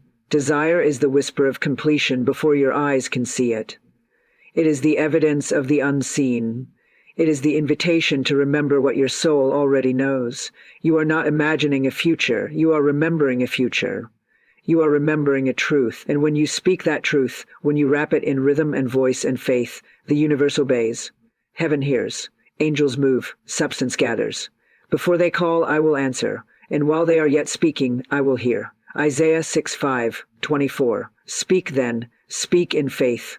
Speak with the knowing that your desire is holy ground. To desire is to obey the Spirit. Not all desire is noise. True desire is instruction, sacred, specific, divine. You must not delay what God has declared. You must not shrink back when the door is already open. There is no need to earn what has been given by grace. There is only the need to align. And alignment begins in the voice, in the vibration of spoken word, in the decree that carries your soul's agreement into the ethers where laws are activated and return is multiplied. Desire must not be buried. Desire, it must be breathed into life. It must be spoken aloud. It must be honored in the temple of your body, repeated until it becomes rhythm, and rhythm becomes reality. For it is written, ask, and it shall be given you. Seek, and ye shall find. Knock, and it shall be opened unto you. Matthew 7:7. This is not metaphor. This is not myth. This is divine sequence. This is spiritual technology. This is sacred instruction for the manifesting soul. When desire rises, when desire speaks, the door is made. When desire speaks, the way is made. When desire is denied, the soul waits in silence. But when desire is declared, all of heaven rises to meet it. Let not the world convince you that you must suppress the holy longing within. You are not too much. You are not asking for too much. You are simply being called into agreement with more. There is no shame in holy desire. There is no delay in divine decree. Speak your desire, not as a wish, but as a knowing. Speak it before sleep, for the subconscious mind, the great servant of spirit, receives your word and works in silence. Speak it in faith, for faith is the substance of things hoped for, the evidence of things not seen. Speak it in rhythm, for rhythm is creation's language. Speak it as done, and it shall be done. Say now, my desire is divine, my word is law, my good is already prepared. I do not beg, I command by the authority of spirit within me. Say it again and again until your vibration changes, until your atmosphere bends to your belief, until your desire feels less like a dream and more like a memory, because in truth it is. You are remembering what you already chose in the heavenly realm. You are agreeing with what is already yours by right of consciousness. You are not attracting. You are unveiling. So trust the desire, trust the instruction for the impulse that burns with peace. For the fire that glows within is not of this world. It is a divine signal, a soul summons, a sacred echo, and you, child of the Most High, are ready to answer it, not with striving but with speech, not with fear but with decree, not with doubt but with rhythm. Speak your desire and rest. Speak your desire and receive. Speak your desire, and the law shall carry it to your door. And as the soul learns to trust this divine desire, it also learns that the word spoken in faith is not just a tool but a key. The word is not small. The word is not weak. The word is not mere sound. It is the original substance, the seed of creation, the beginning and the becoming. The word is the wand that moves matter, the unseen staff that parts lack from abundance, darkness from light, delay from divine arrival. In the beginning was the Word, and the Word was with God, and the Word was God, John 1:1. And that Word still lives in you. That Word breathes through your voice. That Word waits to be spoken with faith. You are not without power. You are not waiting on a sign. You are the sign. Your voice is the sign. Your decree is the signal that the law must obey. The word you speak wraps invisible truth in vibration. It becomes rhythm. It becomes sound that carries spirit into form. Say it, and it begins. Say it, and it awakens. Say it, and it returns not void, for it is written, "So shall my word be that goeth forth out of my mouth. It shall not return unto me void." Isaiah 5:1. That is the law. That is the covenant. That is the way of the manifesting soul. Your effort is not the key. Your struggle is not the force that moves mountains. It is your word. Your word carries more weight in the realm of spirit than any action without faith. When you speak in alignment, when you declare from knowing, not from fear, the universe bends, the elements respond, angels are dispatched, the invisible begins to arrange itself for visible arrival. There is no need to push when you can proclaim, no need to hustle when you can harmonize. The word is your wand. When you speak, do not speak as one who begs. Speak as one who reigns. Speak as one who remembers that heaven was placed inside the breath. Speak as one who knows that you and the word are one. Death and life are in the power of the tongue, and they that love it shall eat the fruit thereof. Proverbs 18:2-1. You are always planting, every sentence a seed, every affirmation a key. Every rhythm of truth a ladder between the realm of the seen and unseen. To speak is to stir the deep. To decree is to command light. To repeat is to reinforce the truth until all that is false falls away. Say it until it feels like fire. Say it until it feels like fact. Say it until heaven echoes back your own voice, multiplied, magnified, and wrapped in answered prayer. You are not without tools. You have the highest technology in your spirit, the creative speech of the soul. Speak aloud the invisible blueprint. Speak what your eyes cannot yet see. Speak what your heart already knows. When you say, I am provided for, heaven agrees. When you say, money flows to me as I rest, the law begins to deliver. When you say, my words shape my world, your world rearranges. For the word is a divine servant. It does not question, it does not hesitate, it only mirrors belief, it only carries what you give it. There is no force here, only flow, no need to shout. Spirit hears the whispered decree that comes from a rested soul. There is no magic in volume, but there is power in vibration. Align your tone with truth, align your rhythm with faith. Align your voice with the rhythm of heaven, and your harvest will have no choice but to come. For Spirit always honors the one who speaks as if it is already done. Let your words be clean. Let your speech be sacred. Let your declarations be holy. Speak not what you fear. Speak not what you lack. Speak what you know in spirit to be true. Let the law rise to meet the sound of your belief. Let the air carry your truth into substance. Let every night become your cathedral of creation, where your whispered decrees rise like incense before the throne of the Most High. Say now, I speak as one with the source. My word is divine command. What I say in faith must come. My voice is law. My decree is backed by heaven. Say it again. Say it as you lie down. Say it as you wake. Say it until your very atmosphere hums with remembrance. You are not speaking into the void. You are speaking into the law, and the law is perfect, and the law is alive, and the law never sleeps. For the soul that knows the power of its word does not wait in doubt. It rests in divine assurance. And from that rest the inner voice begins to say not, when will it come? But how shall it arrive? The soul cannot sleep where faith is awake. The body may lie down, the eyelids may close, but the spirit remains in motion. The spirit does not slumber. The soul remembers its assignment, even while the conscious mind dreams. And if you have spoken the word, if you have planted the decree in truth, the soul gets to work. The soil of the subconscious begins to shape reality in silence. Heaven is not on pause while you rest. Heaven is performing what while you believed. Heavertine forming what you have believed. I will both lay me down in peace and sleep, for thou, Lord, only makest me dwell in safety. Psalm 4:8. That is the resting place of the one who knows. Faith is not stillness, it is spiritual motion. When you speak before sleep, you write upon the walls of your inner temple. You leave instruction for the unseen.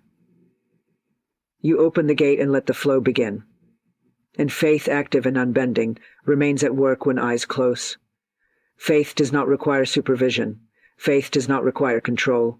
Faith is divine intelligence, living law, spiritual substance. It knows what to do. It goes where it is sent. It multiplies what you speak. It echoes in realms beyond the seen and summons all things necessary for the fulfillment of your decree. Sleep is not the end of creation. It is its holy unfolding. For the soul does not forget what the mouth has declared. It does not abandon the word. It builds upon it. It moves with it. It stretches across time and space, into opportunity, into divine appointments, into unseen provision. He that keepeth Israel shall neither slumber nor sleep. Psalm 24. And if the God within never sleeps, then the soul in alignment never stops creating. The faith that lives in you is tireless. It is working now, even now. You need not strive. You need not grip or chase or clutch. You need only believe, speak, and allow. You need only trust that the spiritual realm is more real than the physical, that the law is already in motion, that by the time your eyes open again, the next layer of your manifestation has already been constructed. You are not waiting. You are unfolding. You are not suspended. You are ripening. Every moment in rest is a moment in revelation. And when the word is rooted deep, the soul dances with it through the night. The dream realm becomes your sanctuary. The sleep state becomes your workshop. The atmosphere responds to what you've believed without fear, without doubt, without the need to force or figure it all out. You are not the how. You are only the vessel. You are only the voice. You are only the one who remembers that the kingdom of heaven is already within, and you are only required to release it. Faith awakens what fear buried. Faith ignites what time is not touched. Faith is the fire that does not burn out, even when the night is long, and when you lie down in faith, your soul rises in light.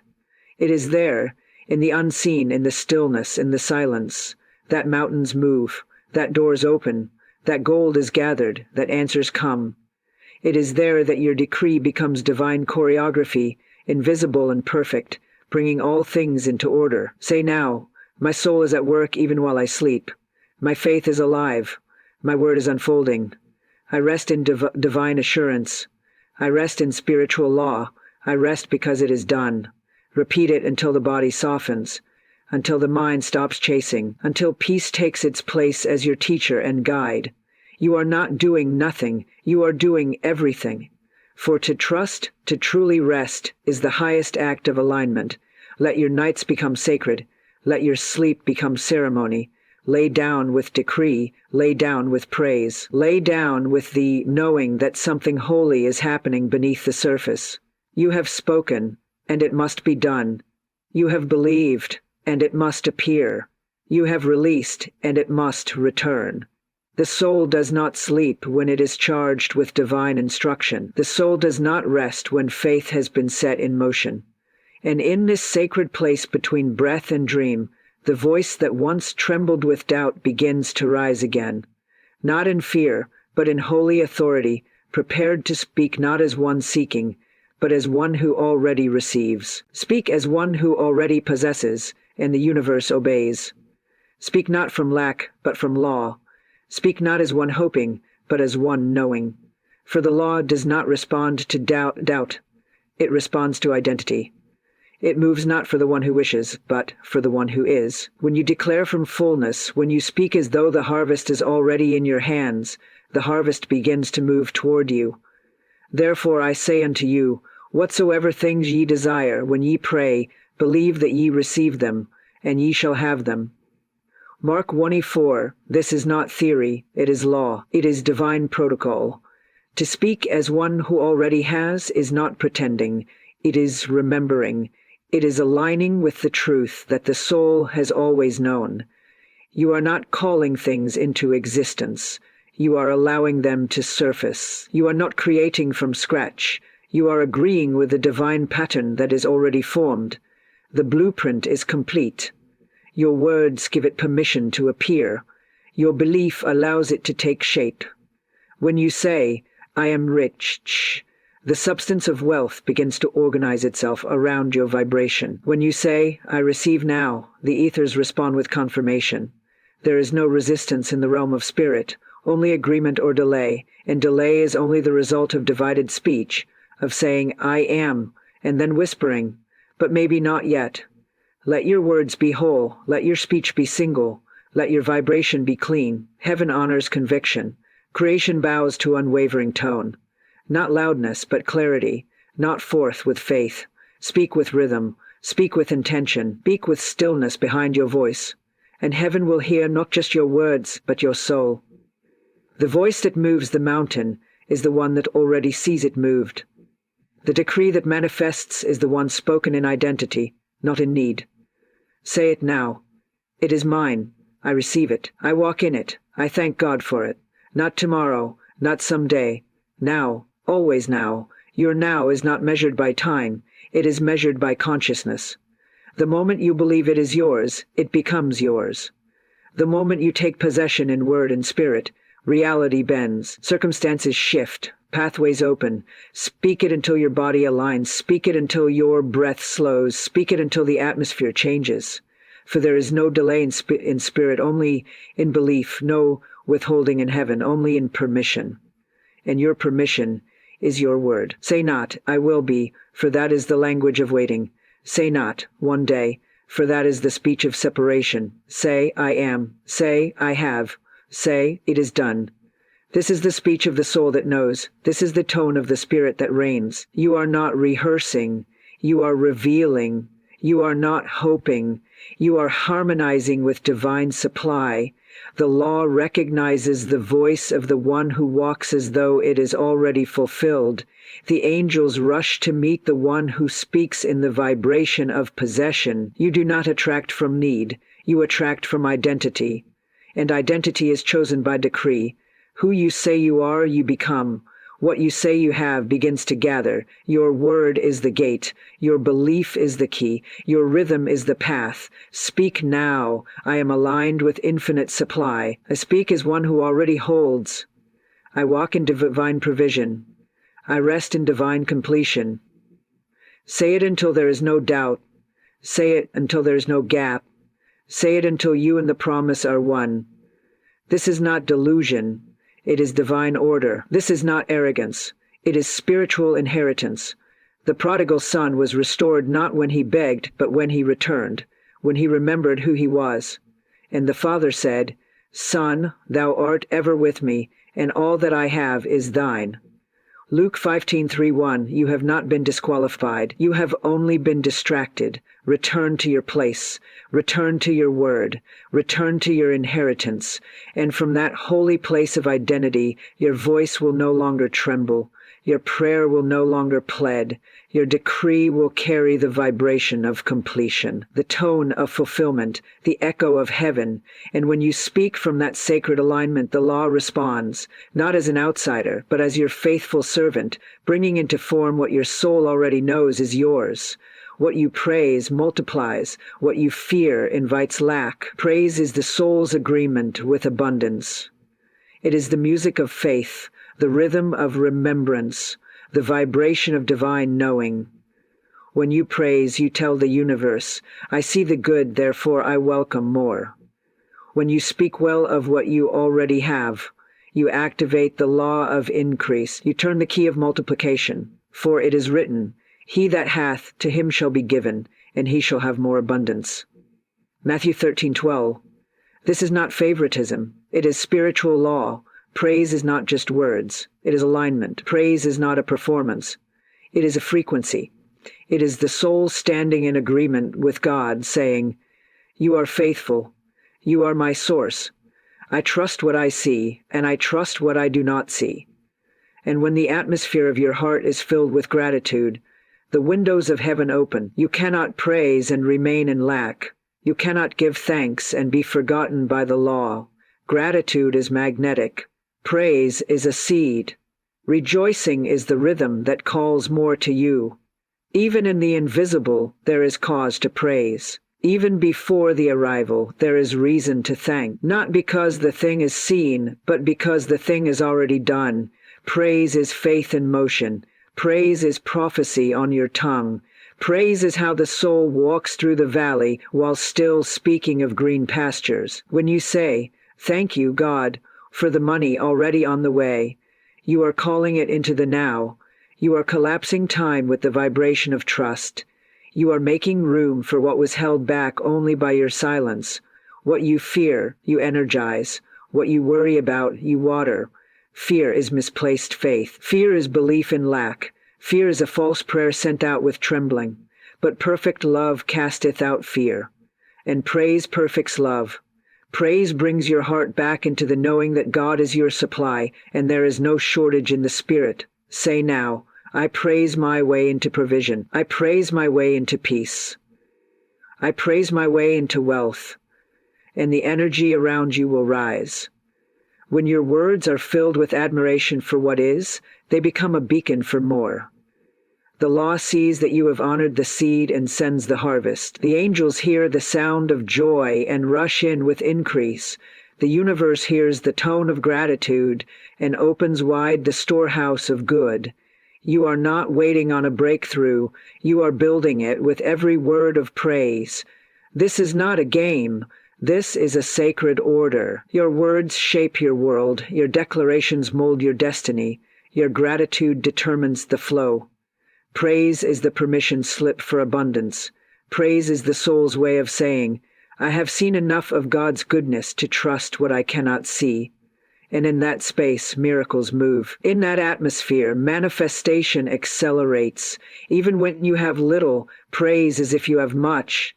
Even when the account is low, thank God that it is rising. Speak not of lack, for that is a language that attracts delay. Speak of increase, speak of plenty, speak of the open door.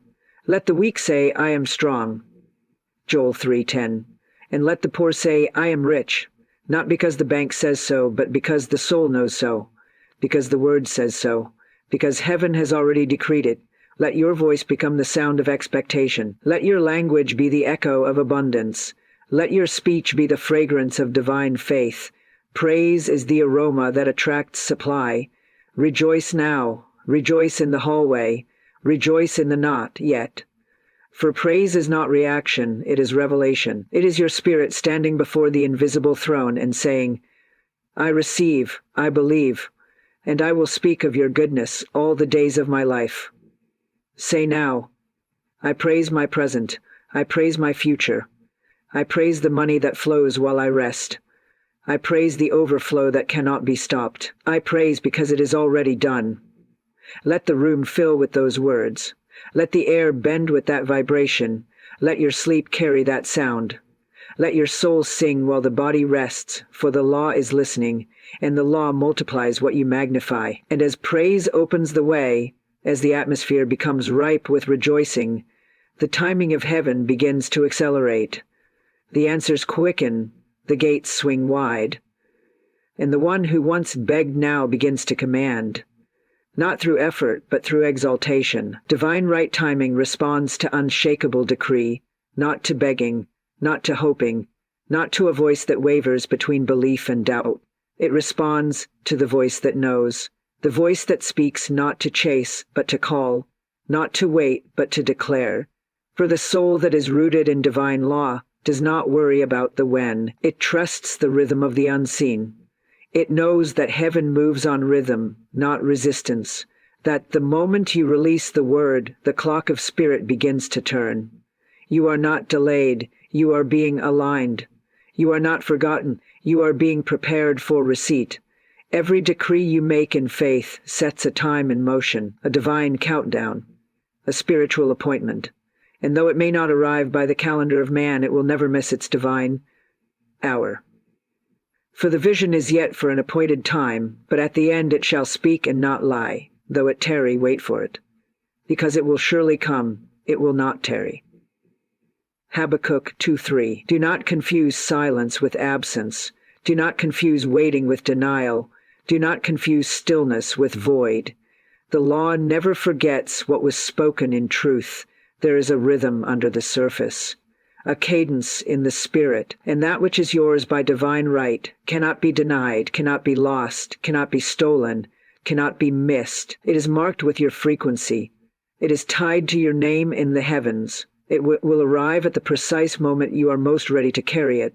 Not just hold it, not just spend it, but sustain it, multiply it, protect it, honor it. And until then, speak not as one waiting. Speak as one aligning. Say now, my timing is perfect because I am in alignment. My good cannot be early and it cannot be late. It arrives on divine appointment. It meets me while I rest. It finds me in faith. Say it again and again until your mind is no longer rushing, until your breath softens, until your soul begins to rise in peace. For peace is the language of trust, and trust is the condition for perfect timing. There is no competition in spirit, no scarcity in the divine realm. What is yours is not waiting in line. It is orbiting you, waiting for your vibration to match its call. You do not need to force it to come. You need only to remain in the decree. Let your word remain standing, even when your eyes see no proof. Let your decree remain unwavering, even when time tests your patience. For the spoken word does not weaken with waiting. It strengthens, it gathers force, it ripens beneath the surface, and at the appointed time it breaks forth as manifestation. The clock of man ticks, the calendar of earth turns, but the timing of heaven flows. It does not hurry, it does not hesitate, it meets the voice that refuses to fold. The one who speaks as if it is done, because in spirit it is. The one who does not ask, where is it, but says, it is coming to me now. It is moving through the law. It is being drawn to my decree. This is not denial. This is dominion. This is not pretending. This is partnering with divine law. And as you lie down to sleep, rest in the rhythm. Rest in the pulse of heaven. Rest in the promise that your unshakable decree is enough. You do not need to repeat the word out of fear. It has already been heard. You do not need to chase what was already dispatched. Simply hold your vibration, maintain your atmosphere. Let the decree remain alive on your lips and calm in your spirit. Say again, the time is set. The answer is sure. The delivery is divine. I do not need to watch the clock. I need only to keep the faith. And as this truth saturates your consciousness, the fear of missing out begins to dissolve. The pressure to rush begins to fade.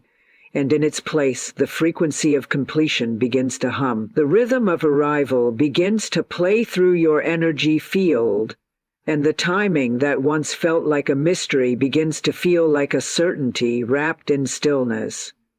You are not behind. You are not late.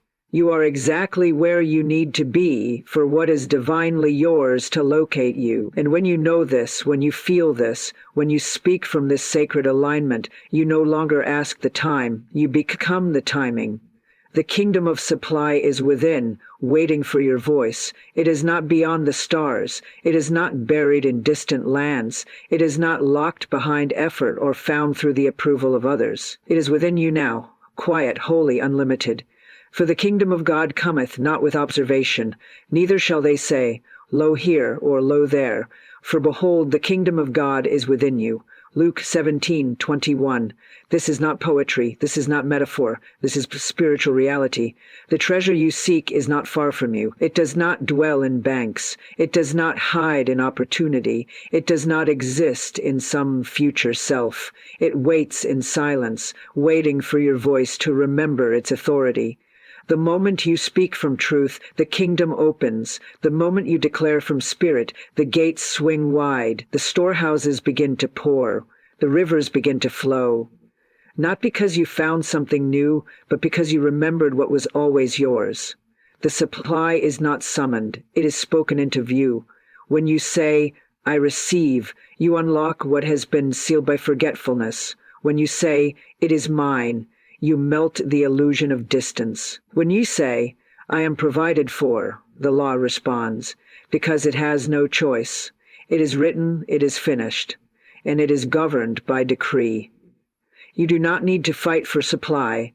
You do not need to force abundance. You need only to align your vibration with the truth that abundance already lives within you. Speak now as one who carries heaven. Speak now as one who knows the Spirit dwells within. Speak now as one who remembers that lack is not your birthright, overflow is. Speak until your soul becomes the key. Speak until your words sound like rivers. Speak until the veil is torn and the truth returns to your breath. Say, the kingdom of supply is within me. I command it to rise. I release what is mine by divine right. Do not search outward. The world reflects your belief, not your worth. The world is a mirror to your inner decree. What you believe you carry, the world must reveal. What you declare is yours, the law must arrange. The law does not judge. The law does not debate. The law does not pause to consider your history. It moves by alignment. It manifests what matches the vibration of your soul. And when you believe that you are the vessel of divine supply, your outer life begins to bow in agreement. You are not broken. You are not empty.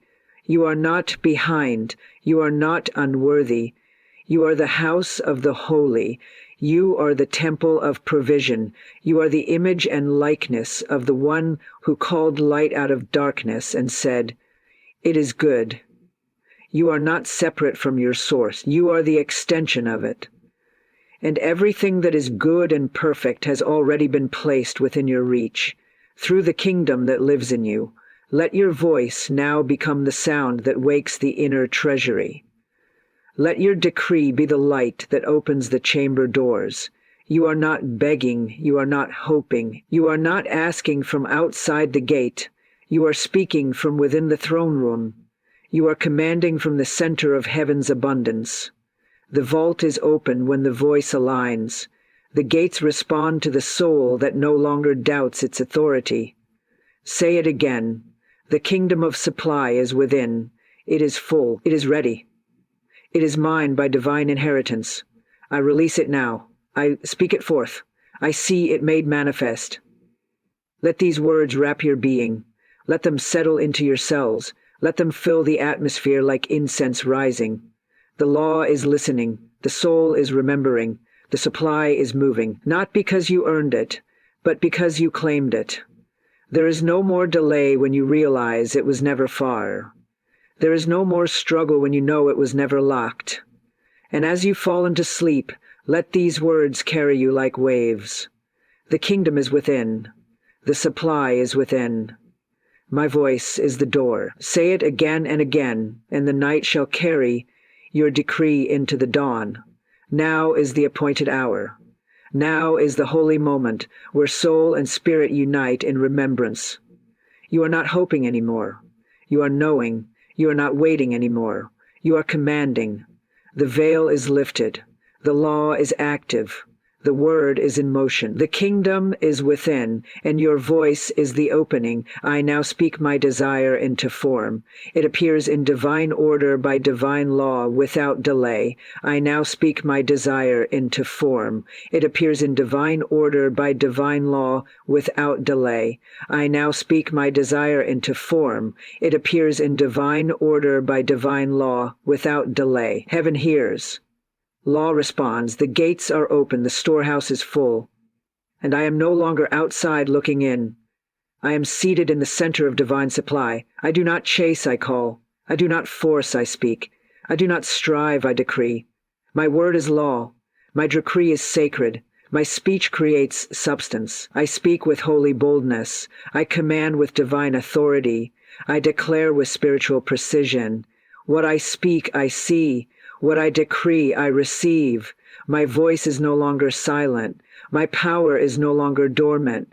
I activate the kingdom within by the sound of my faith. I no longer fear delay. I no longer speak of lack. I no longer question what has already been given.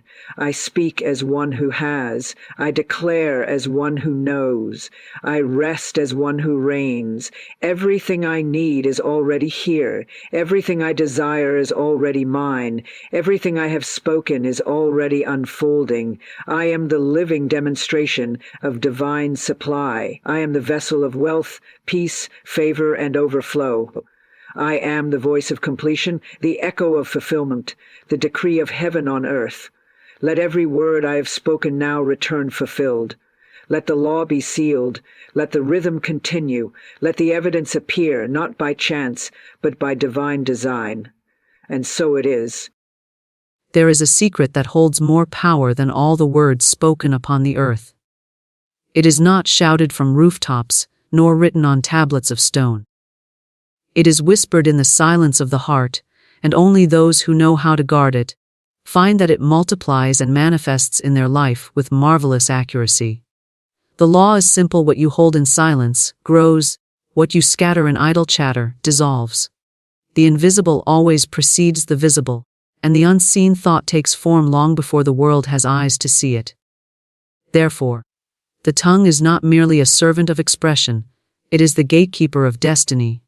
When you hold a desire, a vision, or a prayer, the moment you speak too soon, you dissipate the force of it. Others, with their doubts, fears, and casual words, may pour cold water on the flame of your faith. And yet, when you guard that secret like a jewel in the vault of your soul, it begins to gather substance.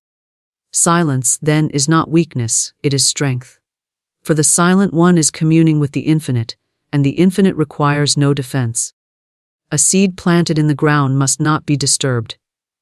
If the gardener digs it up each day to show the neighbors, it will wither. So too with the seed of your heart's desire. The soil of spirit is dark, deep, and hidden from the curious eye. You water it with faith, you warm it with gratitude, and you protect it from the winds of doubt. In time, it rises, first tender, then strong, until the harvest is undeniable. Those who laughed will watch in awe, for nothing can stop a vision guarded in silence and nourished by conviction. Your words carry vibration.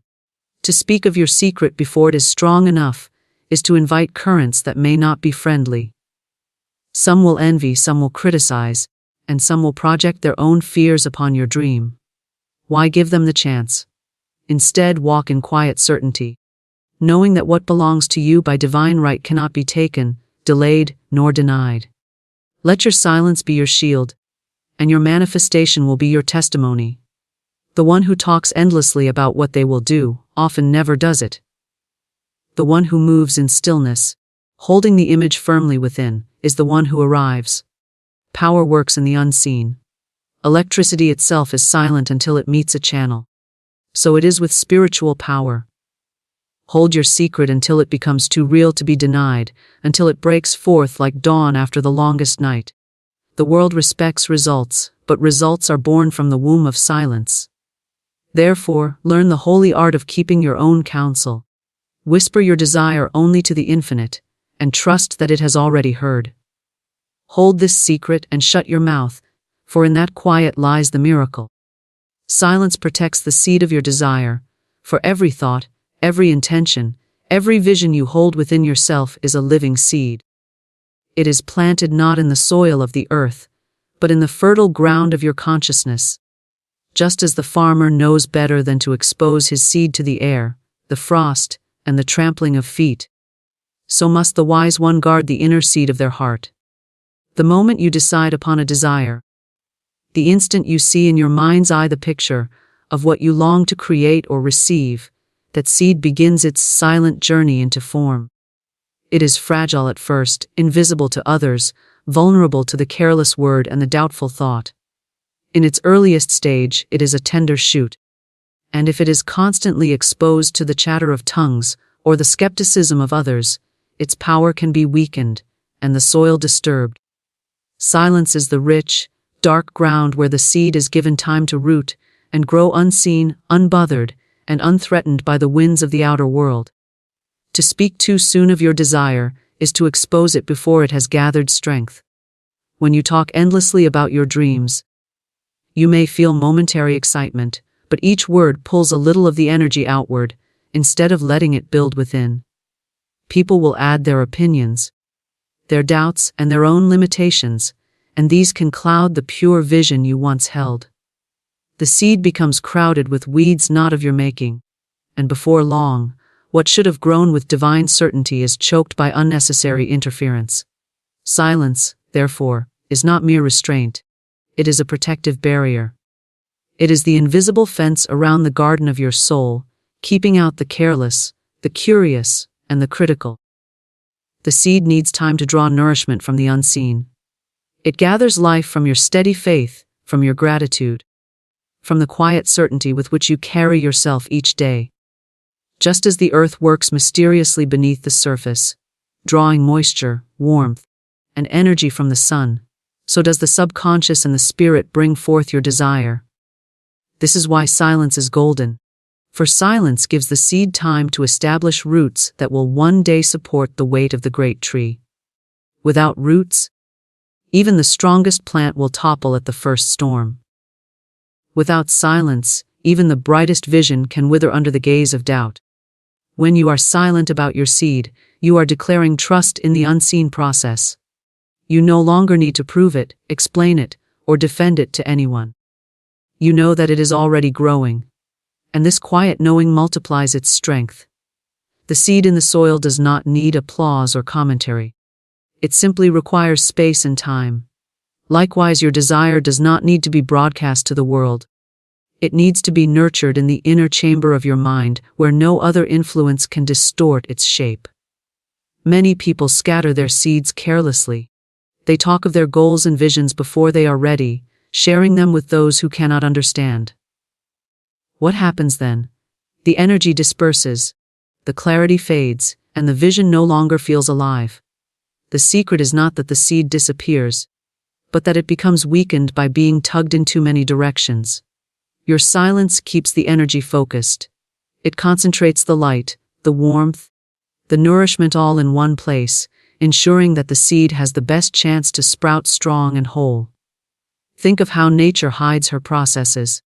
The butterfly forms its wings inside a closed cocoon unseen by human eyes. The child grows in the secret darkness of the womb, shielded from interference. The diamond forms in the silent depths of the earth, under pressure and heat, hidden from the surface for countless years. Every great manifestation begins in silence, protected from premature exposure. If nature knows to conceal its treasures until they are fully formed, should you not do the same with the treasures of your own heart? Silence also preserves your energy. Words are powerful, but when scattered carelessly, they can drain you. To talk of your desires too soon is to give away part of your creative power. You may feel that by speaking you are affirming, but often you are simply dispersing. True affirmation happens inwardly, through thought, visualization, and belief. It is the steady heartbeat of conviction, not the restless chatter of explanation. Silence holds the energy close, compact, and potent, until it bursts forth into visible form. There is a strength in being still and knowing.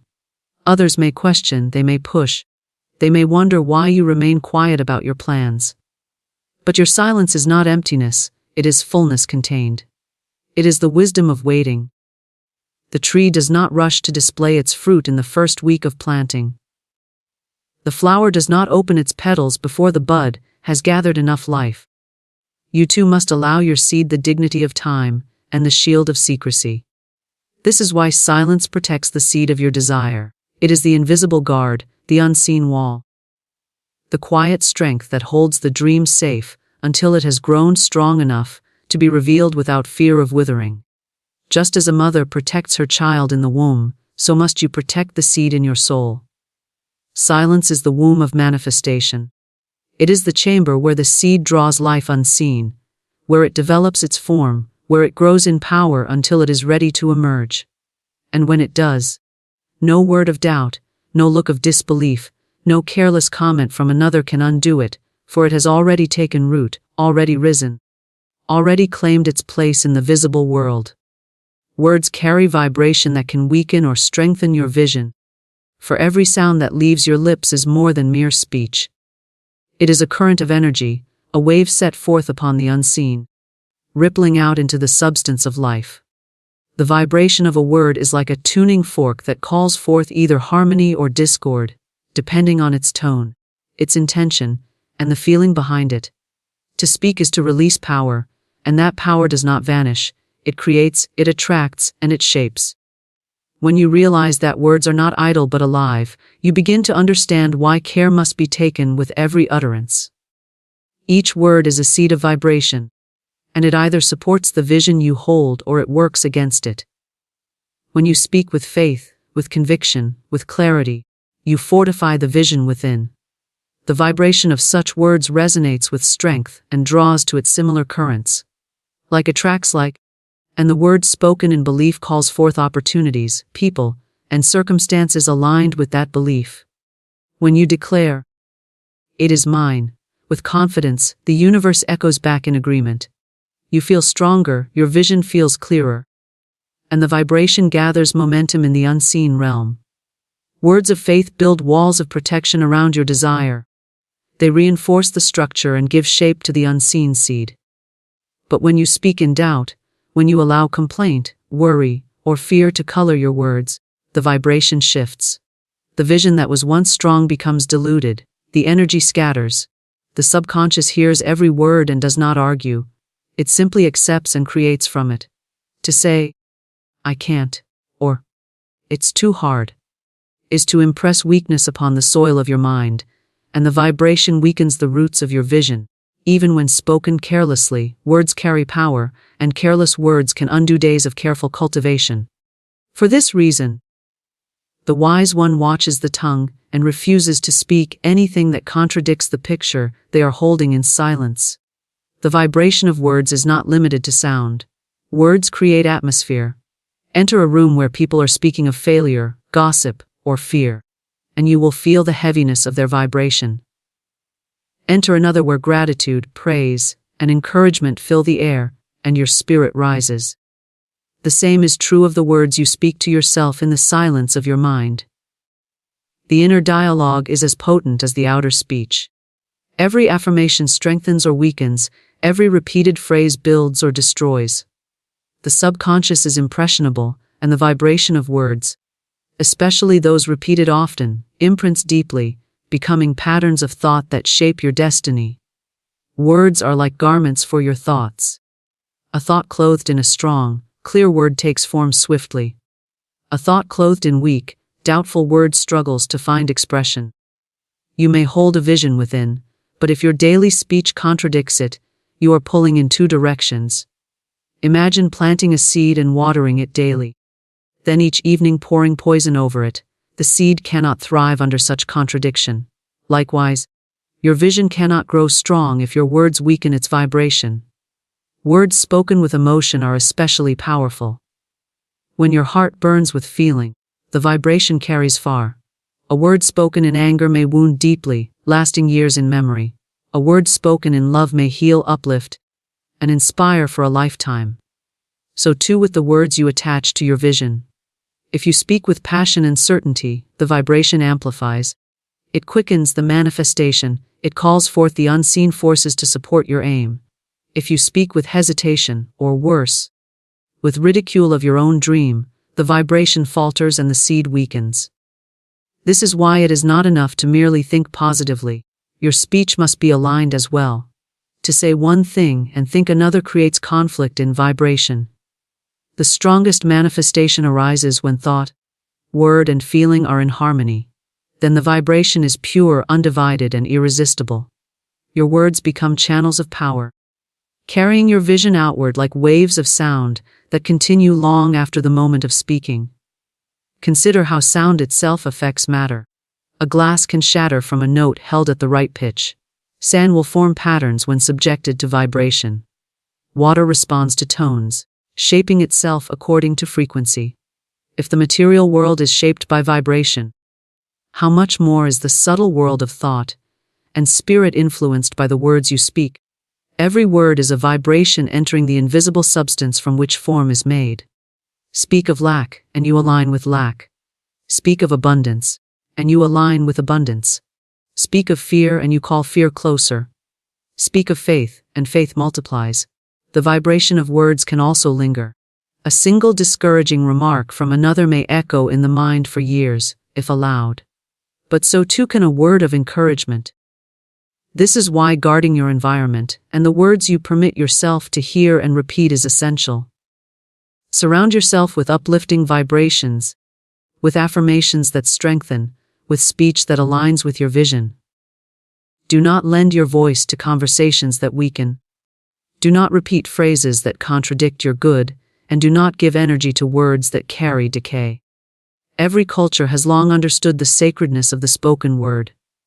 Blessings and curses alike are carried by vibration. A blessing spoken with sincerity carries light, while a curse spoken in anger carries darkness.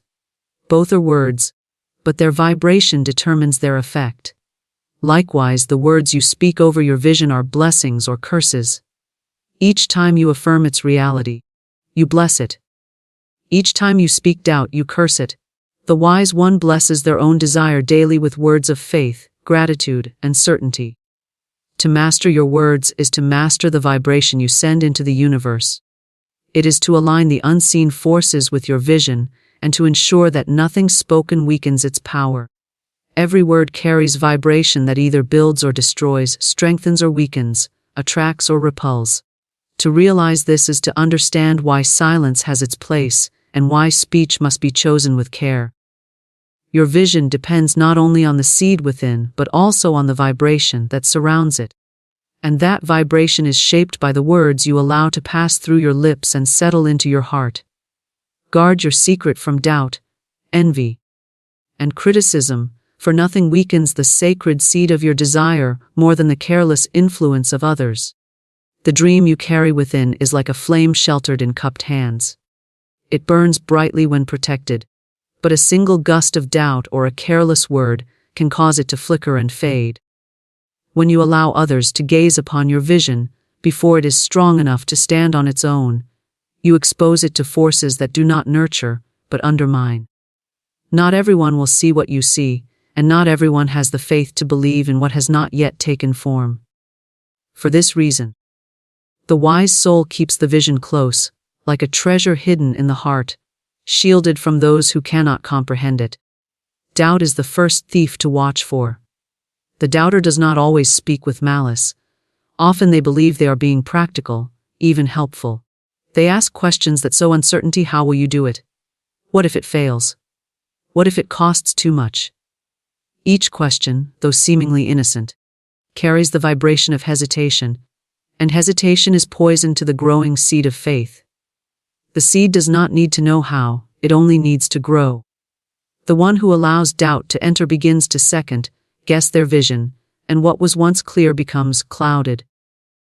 Guarding your secret from doubt means refusing to let the questions of others take root in your consciousness. It means recognizing that what is possible for you may not be possible for them, and that their limitation has no authority over your destiny. Envy is a subtler enemy. When you share your vision too soon, some will smile, but beneath the smile lies resentment. They may not wish you harm outright, yet their unspoken jealousy carries a vibration that can interfere with your confidence. Envy seeks to diminish, to suggest that you are not worthy, that you are reaching too high, that your dream should not surpass the boundaries that others accept. If you are not vigilant, you may absorb this energy and begin to shrink your own vision to make others comfortable. Guarding your secret from envy means protecting yourself from the subtle pull of those who resent your light. It means remembering that your success does not diminish anyone else, and that envy belongs to those who harbor it, not to you. Criticism is perhaps the most blatant challenge. Some will openly dismiss your vision, telling you it cannot be done, that you are unwise, that you are wasting your time. Their words may be sharp, but they carry the power to wound only if you grant them entrance. The critic often speaks from their own failure, projecting their disappointments upon you. They could not achieve, so they insist you cannot either. To guard your secret is to recognize that criticism speaks more about the critic than about you. It is a reflection of their own fear, their own limitations, their own disbelief. By shielding your vision from such voices, you allow it to grow without being poisoned by someone else's story. Guarding your secret is not about mistrusting everyone. It is about discernment. You must know who is capable of holding your vision in the light of faith, and who is not. Few people are able to believe in the invisible with you. Fewer still can encourage without envy or criticize without diminishing. Therefore, it is often best to share only with the infinite, until your vision is strong enough to reveal itself in undeniable form. When it appears, when the seed blossoms and the fruit is visible, no doubt, envy or criticism can undo it. But until then, silence is your shield. Consider how a gardener protects a young plant. He places it under cover until it is hardy enough to withstand the elements. He guards it from animals who might trample it, from pests who might feed upon it, from careless feet that might crush it without noticing. Only when it has grown strong does he transplant it into open ground. So it must be with the visions of the soul. You guard them until they are rooted deeply enough to endure the winds of opinion. When you reveal too soon, you invite interference. Each word of doubt, each glance of envy, each criticism becomes like a shadow over your seed. Even if the seed continues to grow, it does so with less vigor. But when you guard it, you keep its energy pure, undiluted, and whole. The energy of your faith remains concentrated, and the seed grows quickly, free of external contamination. This is why secrecy in the early stages of a desire is not weakness but wisdom. Guarding your secret also protects you from the temptation to seek validation. Often, people share their vision because they crave encouragement. They want others to agree, to affirm, to believe with them. But the danger in seeking this validation is that when it is not given, the vision falters. If you are to bring forth the invisible into the visible, your faith must be self-sustaining, not dependent on the approval of others. By guarding your secret, you cultivate inner certainty, a conviction that does not rely on outside voices. Then, when you do share, you do so not to receive encouragement, but to declare what has already come to pass. Envy, doubt, and criticism cannot touch the vision you refuse to expose. Their power is only as great as the access you allow. Words spoken against your dream have no entrance if you never open the door. Silence is a wall that keeps out the destructive forces of the world. Faith is the lock that seals the gate. By choosing silence, by keeping your secret close, you choose to honor the sanctity of your desire. Guarding your secret is an act of reverence. It is to treat your vision not as something ordinary, to be tossed about in idle conversation, but as something holy, deserving of protection. It is to recognize that your desire is a creation in progress, not yet ready for the harshness of the outer world. The pearl forms inside the oyster, hidden from sight, layer by layer, until it emerges complete. Your vision too forms in the secrecy of silence, hidden from doubt, envy, and criticism, until it is ready to shine with undeniable beauty. Manifestation begins in the unseen before it becomes visible. For every form that appears in the outer world is but the shadow of what was once only an idea, a vibration, a spark within the invisible. The house you live in was first a thought in someone's mind. The book you read was once only a vision in the author's heart. The tree that stands tall was once hidden as a seed beneath the earth.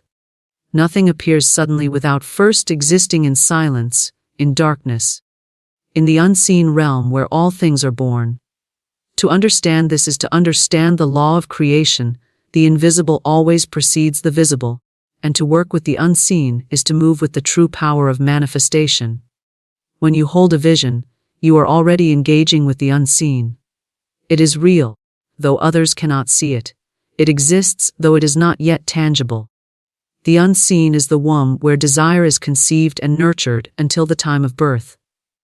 The mistake many make is to look for evidence too soon, to demand proof in the outer world before the inner has had time to shape itself.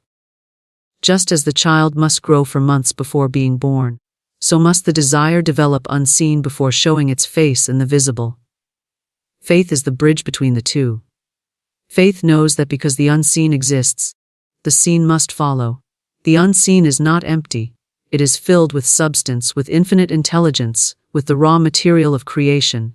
Every thought, every image impressed upon the subconscious is working silently, drawing circumstances, aligning people, moving conditions in ways you cannot measure with the senses. You cannot always see how it is being prepared, but you can be certain that it is. To doubt the unseen because it is not yet visible is like doubting the seed because the sprout has not broken the surface. The wise one understands that the greater part of growth happens beneath the ground, invisible to the eye. Manifestation does not begin when you see results. It begins the moment you conceive the vision and impress it upon your inner world. That is the true act of creation. Everything that follows is merely the unfolding of what has already been set into motion. When you hold a desire, you are sculpting in the unseen. Every thought of faith adds detail, every word of gratitude strengthens it, every visualization gives it more clarity.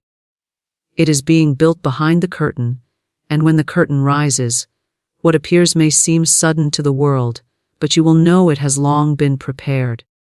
The unseen requires silence and protection, for it is delicate in the beginning. To share it too soon or expose it to doubt is to risk interfering with its growth. Just as a bud is easily damaged before it blooms, so too is the vision fragile in its early stages.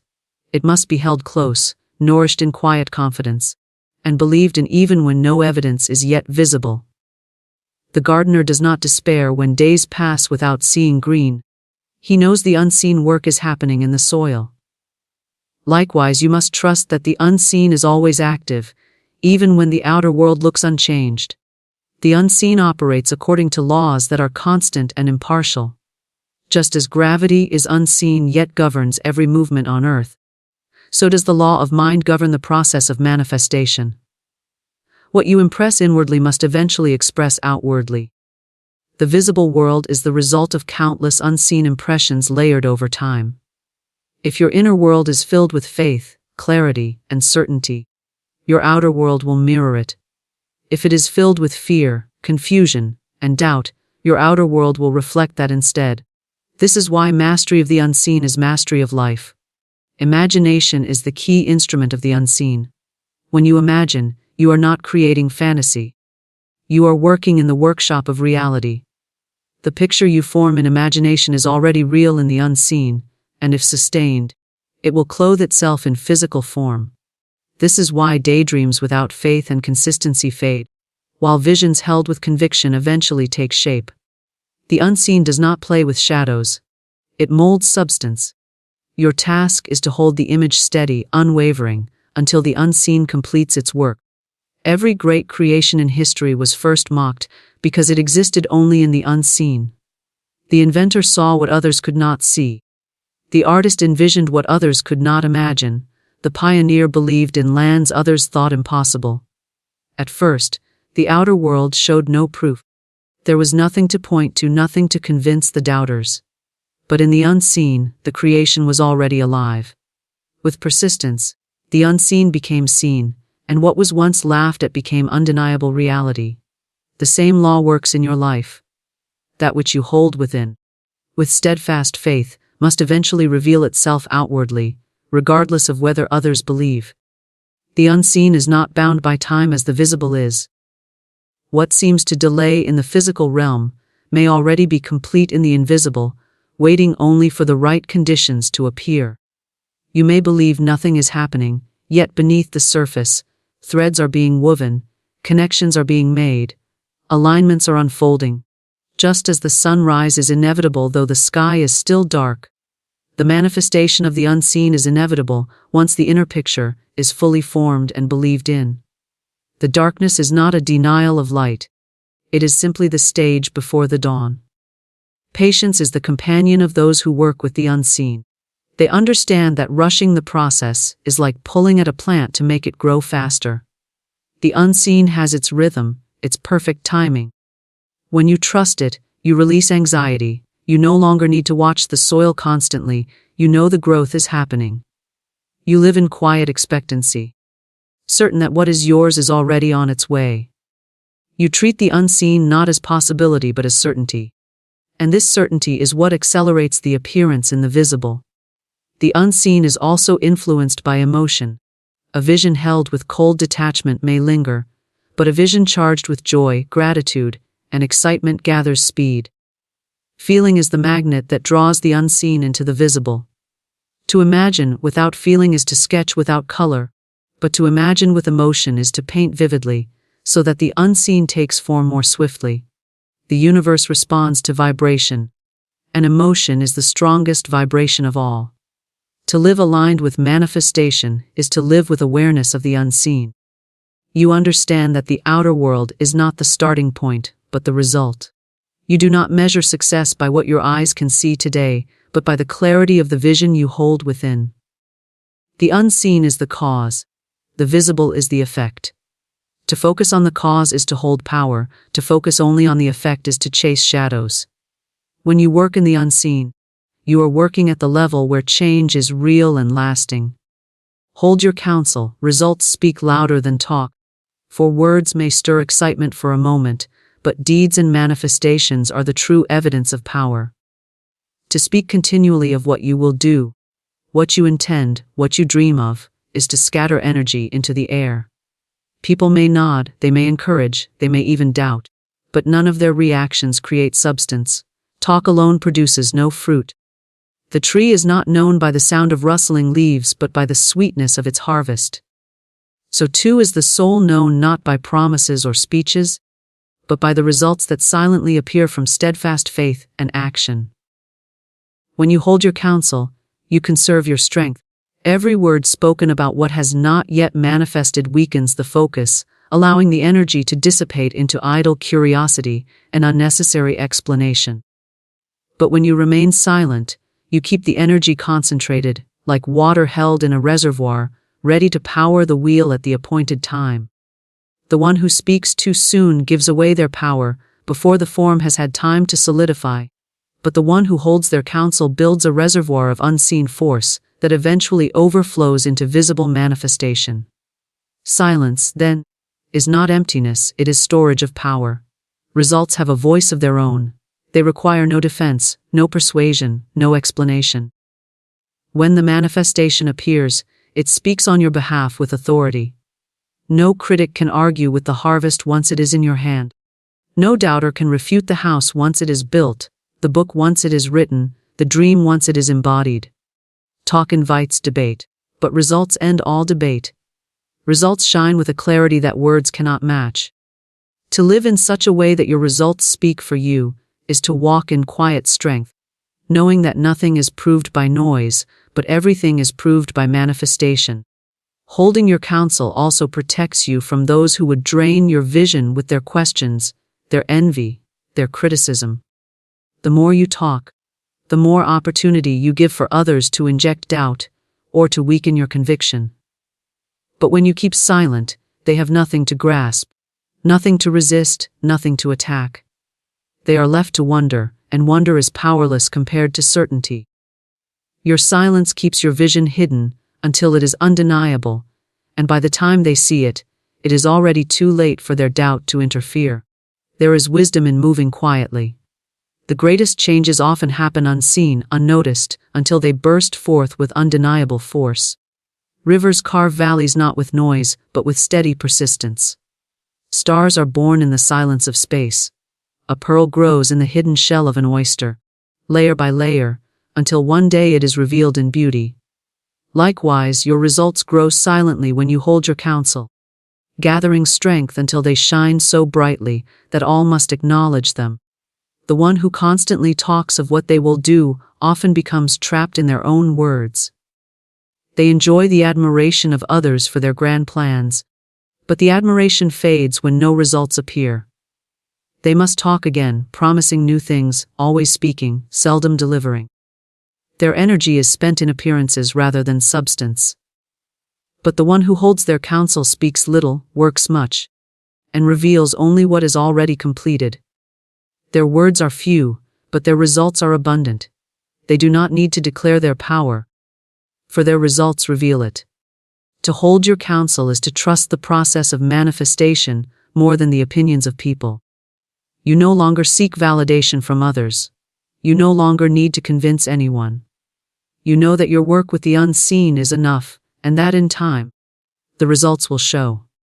This removes the weight of explanation from your shoulders. You live in quiet faith, and your results speak as your testimony. People may doubt your silence, but they cannot deny your results.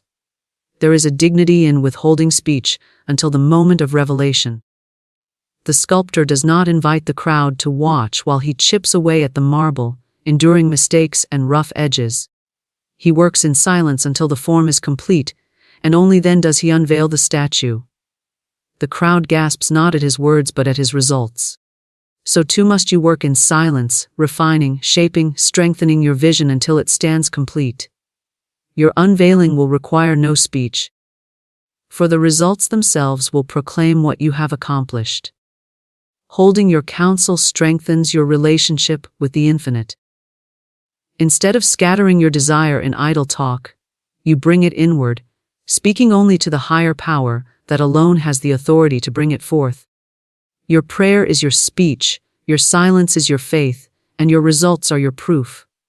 You no longer depend on the approval of others, for you have placed your trust in the unseen law. You live by principle, not by chatter. And in living this way, your results carry a sacred authority that words could never equal. Results carry permanence that words do not. Words can be forgotten, dismissed, or twisted, but results stand as fact. They exist independently of opinion. A harvest in your hands is undeniable. A manifestation in your life is irrefutable. It requires no explanation because it is self-evident. The world cannot argue with results. It must acknowledge them.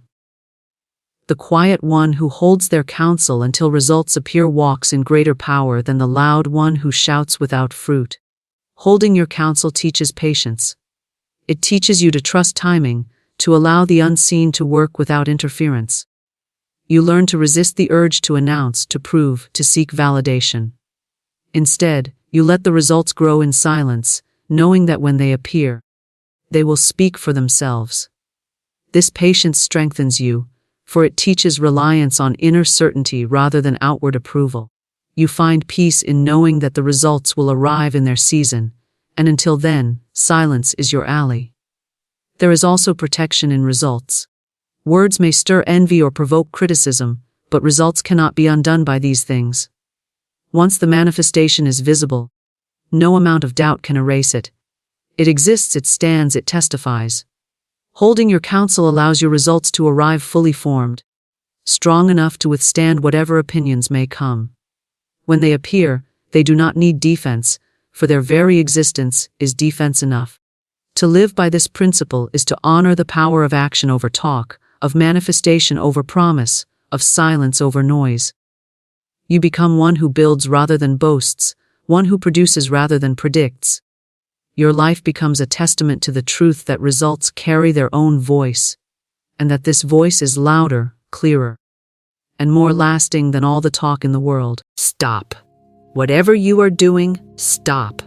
I speak not to your reasoning mind, nor to your fear, nor to the part of you that still believes wealth is earned through toil and tears. I speak to your soul, which has known all along. You were never meant to struggle for money. You were meant to speak to it. Money is not your master. It is not your opponent. It is not a finish line at the end of suffering.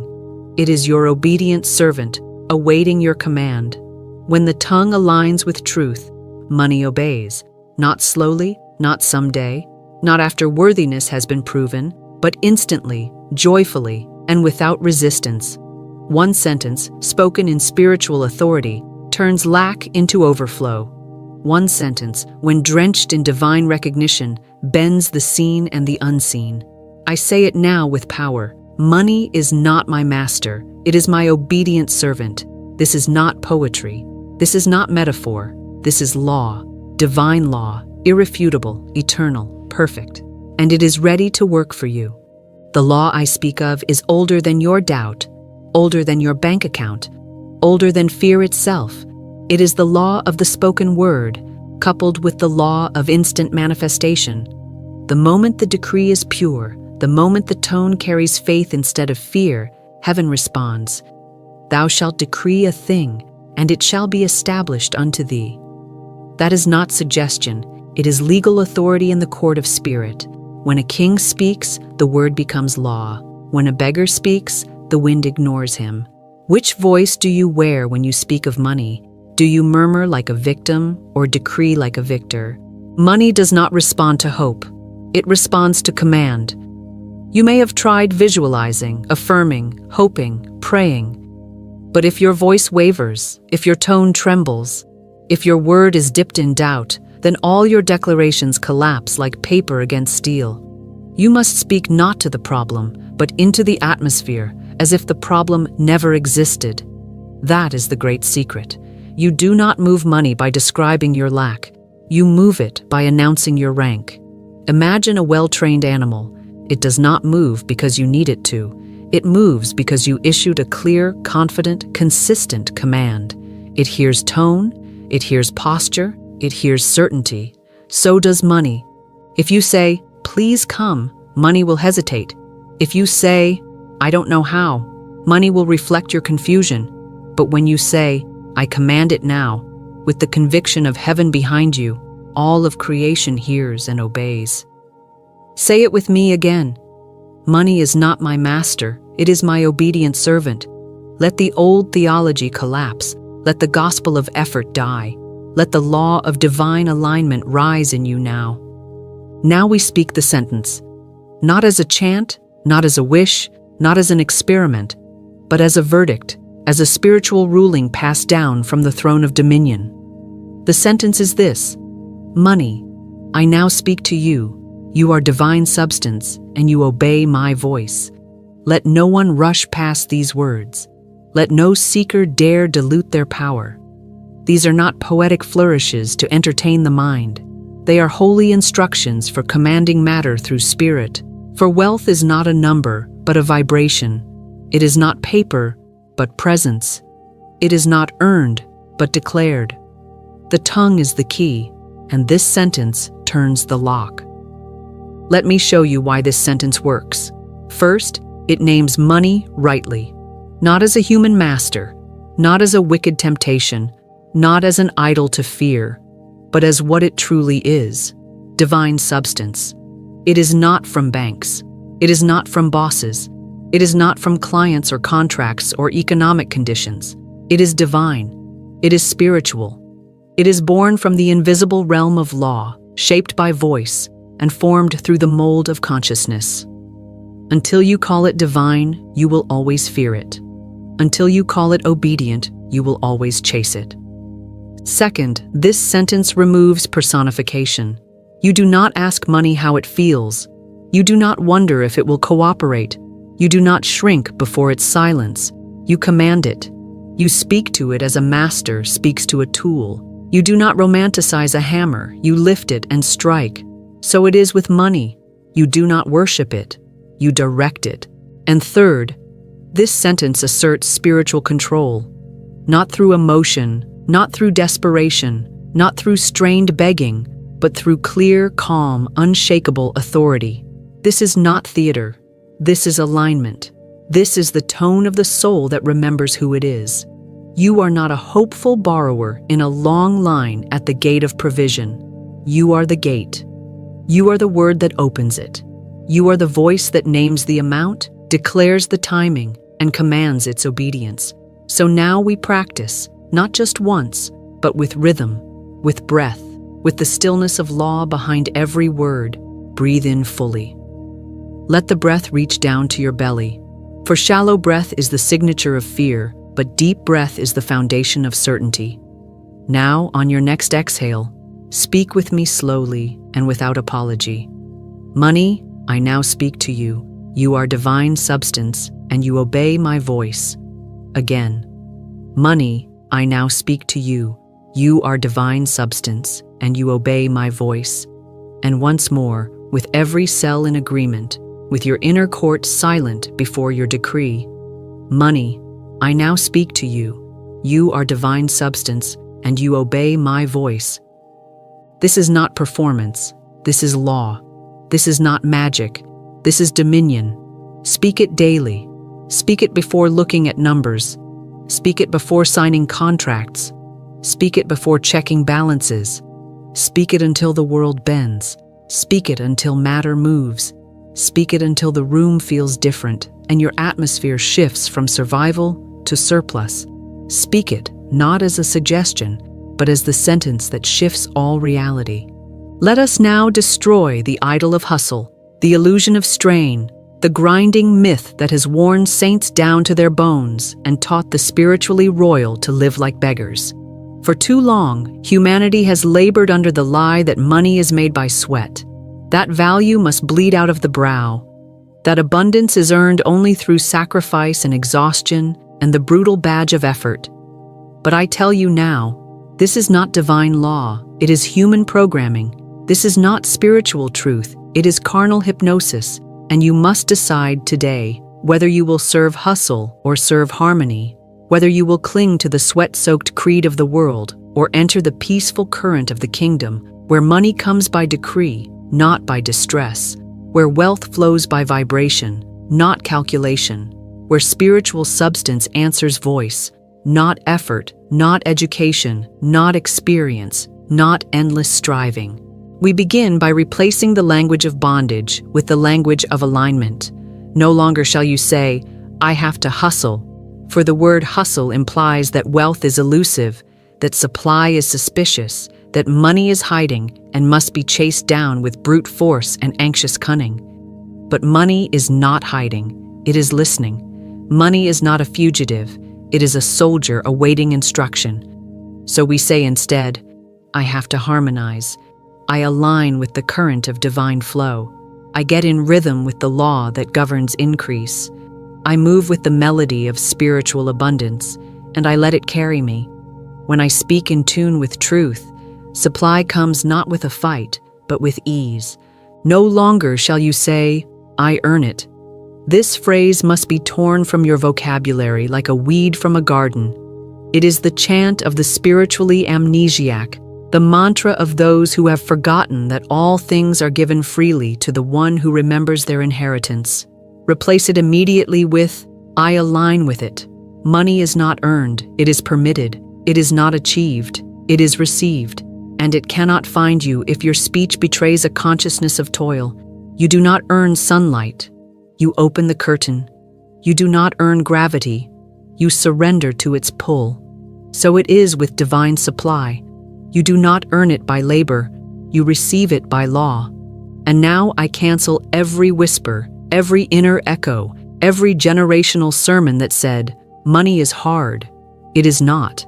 Money is obedient. Money is responsive. Money is malleable in the hands of the one who speaks with authority.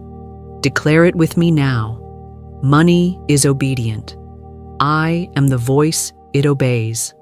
Say it again until your nervous system believes it, until your ancestors shout in your bloodstream, until every neural groove that worshipped hard labor is overwritten by grace. Money is obedient.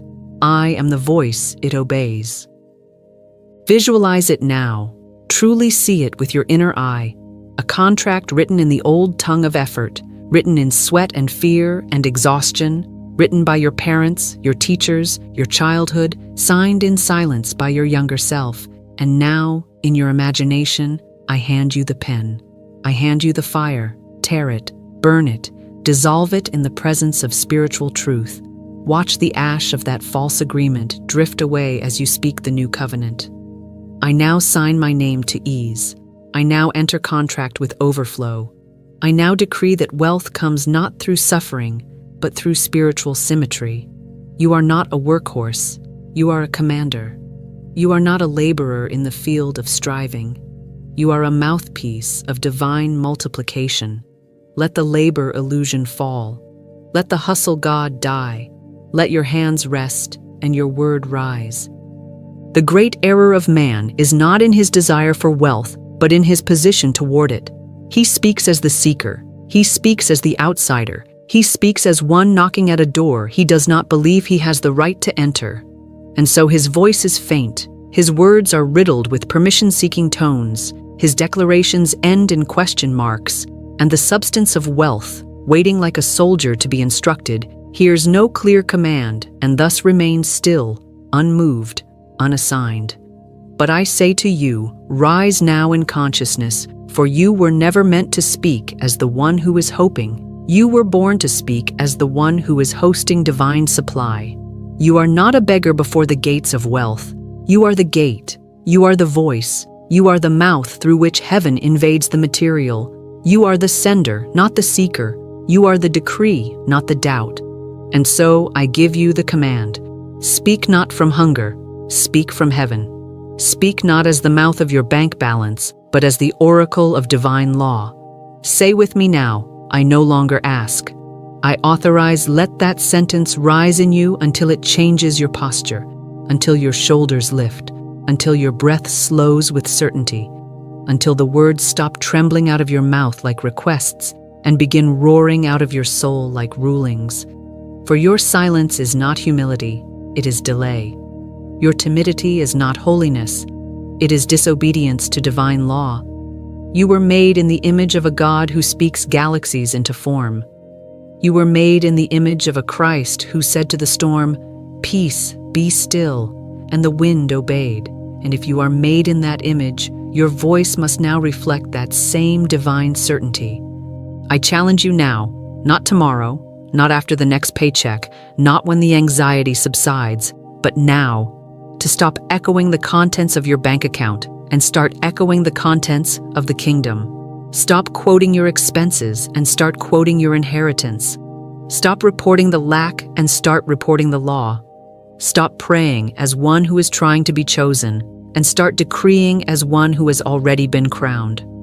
The only difference between the one who stays broke and the one who multiplies wealth is not talent, not timing, not intelligence, but tone, authority, voice. One speaks as the applicant, the other speaks as the appointer. And the substance of money does not move for applicants. It moves for appointers. Money does not respond to supplication. It responds to summoning. Money does not rise for requests. It rises for rulings. Say this with me now, not from theory, not from curiosity, but from truth that you feel even now rising in your spine. I am not applying for money. I am appointing it. Say it again. I am not applying for money. I am appointing it. And say it again until your voice deepens, until the false humility shatters, until the consciousness of wealth takes up residence in your tone. I am not applying for money. I am appointing it. You are not here to chase money. You are here to channel it. You are not here to beg for overflow. You are here to authorize its release. And every time you speak from source, the entire structure of the unseen bends to bring into form what your voice has permitted. This is not arrogance, it is alignment. This is not delusion, it is dominion. And the world will tell you to be realistic, but I tell you, speak from revelation, for revelation is the only realism recognized in the kingdom. Stand up, lift your head, command with clean tones. Speak from within the treasury of divine abundance.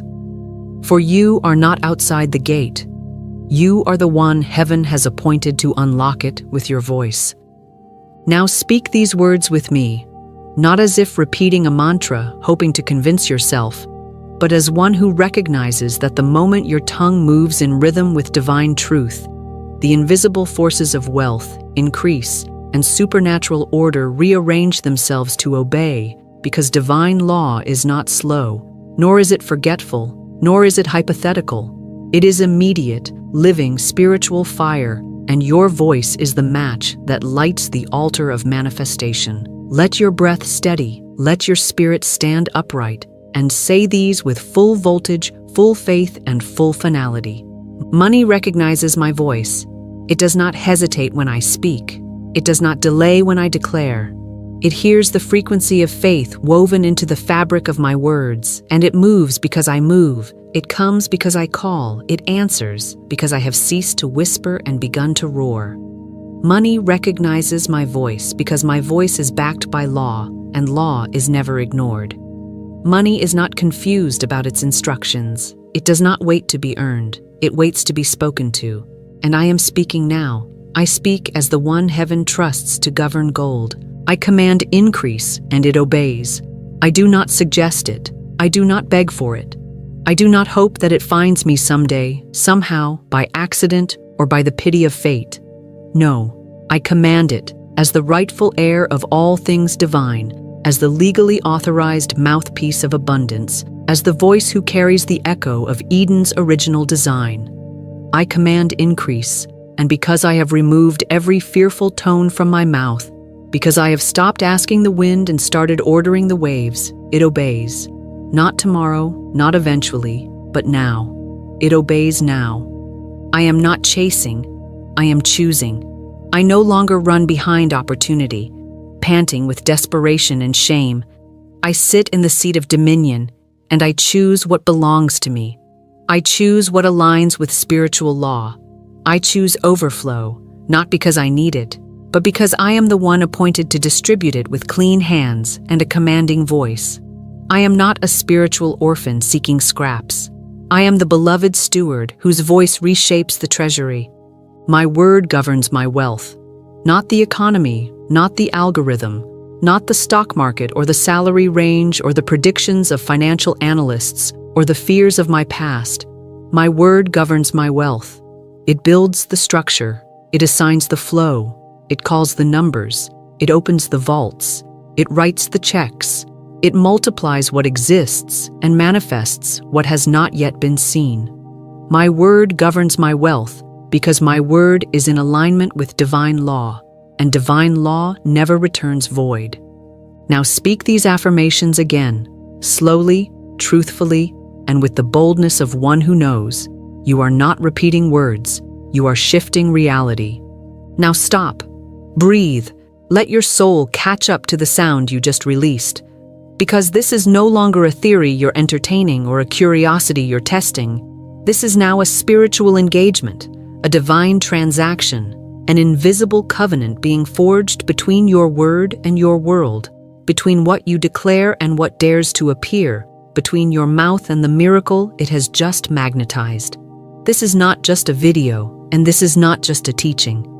This is an altar of agreement, and your voice is the offering placed upon it, burning with sacred fire, sending up smoke signals to the unseen realms that one of God's own has remembered her power, remembered his law, remembered the ancient truth, that your wealth is not out there waiting, it is in here, sleeping, until your voice awakens it.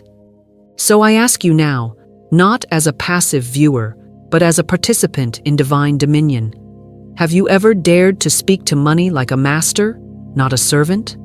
Have you ever opened your mouth with no apology, no doubt, no hesitation, and declared out loud with all authority that you are not waiting for wealth to like you, to approve you, to slowly make its way into your account, but that you are the one who commands it, who hosts it, who assigns it, and who multiplies it by decree? Have you ever treated your voice like the vault it truly is, like the ignition key to the treasury of spirit? If so, then this moment is your public declaration. Write it below. Declare it in the comments like you mean it. Say, I just gave money a command, not a wish, not a weak hope, a command. And if this lit something in you, if the fire has started to crackle in the corner of your soul, then subscribe and return here daily. Because this is not a one-time activation. This is vocal dominion training. This is how you become unshakable, undeniable, and unfailingly funded by the voice of truth. Everything in the universe operates by law, unseen, unstoppable, unfailing law. And the law I now bring before your soul is the law of divine agreement, the metaphysical principle that nothing comes into being, nothing manifests, nothing becomes visible until it has been agreed upon in the invisible realm, until two forces, your word and divine truth, come together and say the same thing, until heaven and earth shake hands through the bridge of your voice, until the truth that is always waiting finds a voice bold enough to give it permission to become flesh. It is written, if two of you shall agree on earth as touching anything they shall ask, it shall be done for them.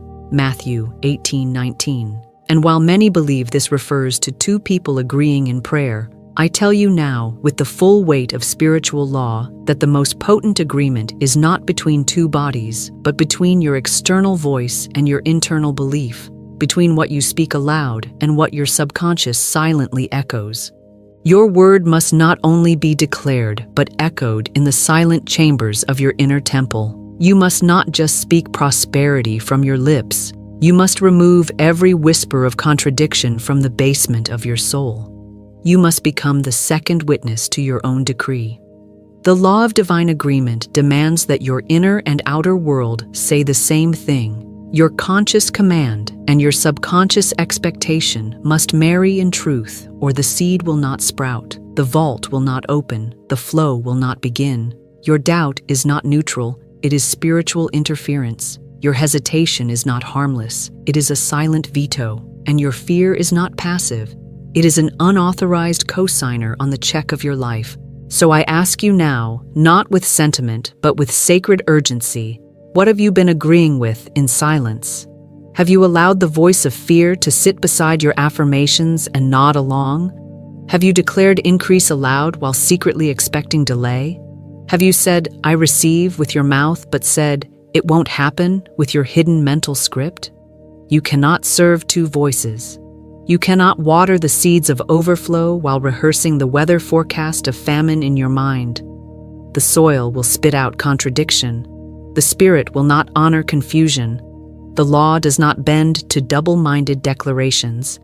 You must agree within and without, above and below, morning and night. So this is the charge. Align your entire being to the truth you are speaking. Let no cell in your body disagree. Let no part of you remain loyal to lack. If you speak, then let your spine agree. Let your breath agree. Let your bank agree. Let your schedule agree. Let your gaze and your posture and your expectation agree. And when that alignment is reached, when the tuning fork of your spirit resonates without static, then heaven rushes to confirm, money rushes to appear, substance begins to gather, and what was spoken begins to shape itself around you in visible, tangible, irreversible supply.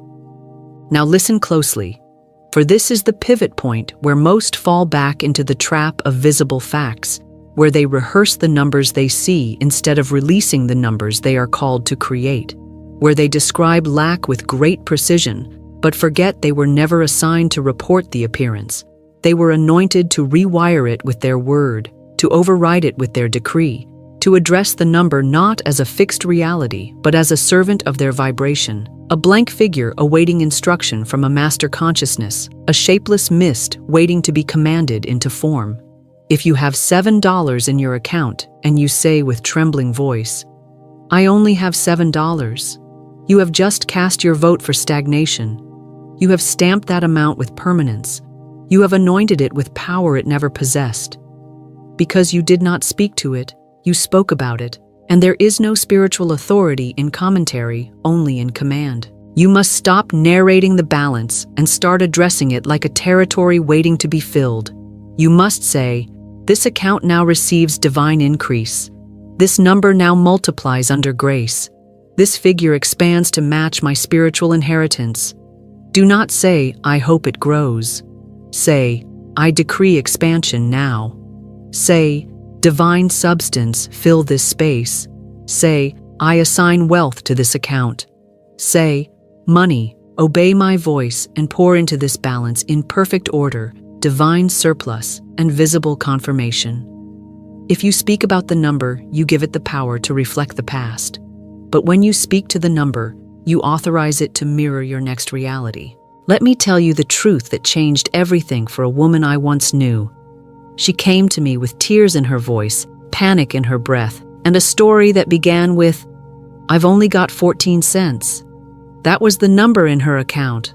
14 cents, and a wall of bills, and a mountain of fear. But I did not comfort her in that number. I did not teach her how to stretch it. I taught her to speak to it. I said, you will bless that account. You will thank divine substance for its presence. You will not curse it. You will not describe it. You will command it. And she did. Every morning and every night she said, this 14 cents now multiplies under the law of spiritual substance. My account is filled with divine surplus. I do not count coins, I count on God. And on the third day, a check arrived, unexpected, unsolicited, a divine surprise, and her 14 became 4,000, and her voice became a vault, and her fear became praise. So I ask you now, will you be the next one to stop describing and start decreeing? Will you open your banking app not with dread, but with dominion? Will you look at the number on the screen and remember that it is not the truth? It is the echo of past belief? Will you speak to it like a sculptor speaks to stone, not by explaining what it is, but by commanding what it shall become? Will you say, this number is now flooded with divine deposits. This balance now reflects heaven's math. This figure now bends to the law of my voice. I do not echo the number, I rewrite it. Money is not loyal to the past, it is loyal to your present decree. Speak not about what you see, speak to it as one who owns the vaults of heaven. For your mouth is the manager of your money, and your word is the architect of your increase. And every number you see is just a servant waiting for orders, so give them. There is a secret root that hides beneath so many mouths that speak of money, a hidden vine of fear that twists around the tongue and chokes the decree before it can take form, a fear not of lack, but of increase, not of being broke, but of being blessed beyond measure, not of having too little, but of handling too much. And that fear is subtle, cloaked in spiritual-sounding language, disguised as humility, wrapped in generational guilt, and inherited from voices who told you somewhere along the way that wealth was dangerous, too loud, too prideful, too much to carry without slipping, that money would corrupt your soul or stain your innocence or turn your heart away from God. And because of these silent imprints, you declared abundance with your mouth while fearing it with your nervous system. You wrote affirmations with your hand while bracing for judgment in your chest. You visualized overflow, but flinched at the image of yourself actually holding it. But hear me now, and hear me deeply. Spirit never withholds increase from you. Your own hidden fear does, and that fear is not holy, not virtuous, not protective. It is deception in disguise. It is sabotage dressed as caution. It is the inner saboteur posing as your conscience, whispering things like, what if I can't manage it? What if people resent me? What if I lose myself in the process? But let us now speak fire to those lies. let us cancel them with the breath of truth. For you are not a fraud in overflow. You are a steward of divine inheritance. You are not unworthy of more. You are assigned to receive, multiply, and circulate good in the world. You are not too fragile for financial elevation. You are the exact vessel heaven crafted to carry surplus with spiritual strength and holy responsibility. Now say this with me, in rhythm and in revelation. I erase the inner fear of wealth. I cancel the agreement with not enough. I remove the shame that once wrapped itself around money. I am safe with abundance. I am trusted with overflow.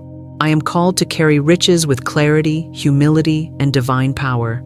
Speak it again. Speak it until the knots untie. Speak it until your nervous system stops flinching. Speak it until the body of your past finally bows to the authority of your voice. Now close your eyes for a moment and see it with me. You, standing before an enormous vault door, not locked, not guarded, but open, wide, silent, waiting. Waiting for you not to knock, but to step forward, not to ask permission, but to walk in. You see stacks of divine provision, contracts, checks, houses, investments, opportunities, and instead of shrinking, you feel calm, grounded, tall. You do not run, you do not stutter, you do not hide, you speak. You say, I receive this, I was made for this. I do not panic in the presence of blessing, I preside over it. I do not tremble before treasure, I govern it. This is my birthright, and I no longer apologize for wearing it. Let that image become your new default. Let that feeling of peace in the presence of wealth become your new nervous system signature. Let that calm, clear, centered posture become your spiritual muscle memory. Because you must know this: you were never meant to be overwhelmed by overflow. You were meant to be anchored in it. You were never meant to fear large amounts. You were designed to assign them. You were never meant to whisper around wealth. You were born to speak it into proper place. And so the fear must go. The guilt must dissolve. The shame must be washed clean in the river of truth. You are not a beggar who stumbled into blessing. You are a divine authority who finally remembered your inheritance. Now stand tall, breathe deep, and say aloud, Spirit trusts me with large amounts. Heaven has no fear about my wealth, so I have none either. I no longer fear the more, I manage it. I no longer fear the millions, I multiply them. I no longer fear the harvest, I gather it. In me, money finds its right place, and in me, abundance is safe. There comes a moment where the soul must graduate from asking into commanding, from hoping into declaring, from tiptoeing around divine provision into speaking directly to it with the voice of one who has authority, not borrowed, not begged for, not inherited from another human voice, but granted by spiritual law itself. Because money, my dear, does not obey need, it obeys voice. It does not move for desperation, it moves for declaration. And it does not rearrange itself for silence. It responds to the command of the one who finally remembered their role as spiritual initiator, not material victim. This is the moment where you stop calling yourself unlucky, where you stop apologizing for wanting more, where you stop rehearsing the story of, it's not coming yet, and instead, you stand tall in your God-given dominion, and you command the inflow, not as one who is entitled, but as one who is empowered by divine covenant. You must begin to speak to your inflow as you would to a room of employees who have fallen asleep on the job, not with rage, but with authority, not with fear, but with finality, not with doubt, but with a voice so clear it parts the atmosphere. You must say, I give money no option but to arrive. You must say, all channels are now open to me. Every divine appointment, every unseen avenue, every overdue opportunity, every delayed contract, awaken now and obey my word. You must begin to treat your spoken decree as an issuing of spiritual payroll. Because heaven does not respond to your emotional frustration, it responds to your vibrational instruction. Speak now, not as one waiting for permission, not as one hoping for scraps, but as one who has stood before the throne of truth and heard these words: ask, and it is given. Speak, and it shall be done. Decree a thing, and it shall be established. This is not poetry. This is not metaphor. This is law. This is how the unseen is moved into the seen. This is how spiritual energy becomes visible form. This is how divine substance turns into money in your account. But it will not come because you cried. It will not come because you feared. It will not come because you explained your need again and again. It will come because you finally understood the command structure of the kingdom, because you spoke not as a passive recipient, but as a priest of provision, as a general of goodness, as a steward of overflow who does not stutter when ordering what heaven already assigned them. So I ask you now, and I do not ask softly, will you speak as if overflow is owed to you by divine inheritance? Or will you keep speaking like one applying for a miracle instead of activating it? Will you speak with the confidence of covenant? Or will you continue hoping your tone will someday sound right to God? Will you use your mouth as an open wound or a spiritual invoice? Because let me tell you, one carries pain, the other carries payment. One keeps you rehearsing lack, the other builds you a ledger of increase, and one delays what was already yours, while the other commands it into your hand now. Say it with me, and do not whisper. Money, I command you now. Flow to me in divine order. Arrive in full supply. Manifest by spiritual law. I give you no option but obedience. I remove all resistance. I speak, and you obey. I decree, and you respond. My word is your master key. Again, I give money no option but to arrive. I no longer stutter. I no longer apologize. I no longer fear. I speak with the fire of divine authority, and the gates of wealth must open under my voice. Now breathe, feel the shift in the air, feel the atmosphere around you tremble with attention, because your decree just entered the archives of spiritual instruction, and heaven is not confused by it. It is commanded by it. You didn't just speak poetry, you issued payroll. You didn't just hope aloud, you exercised law. You didn't just play with sound, you pulled levers in the unseen.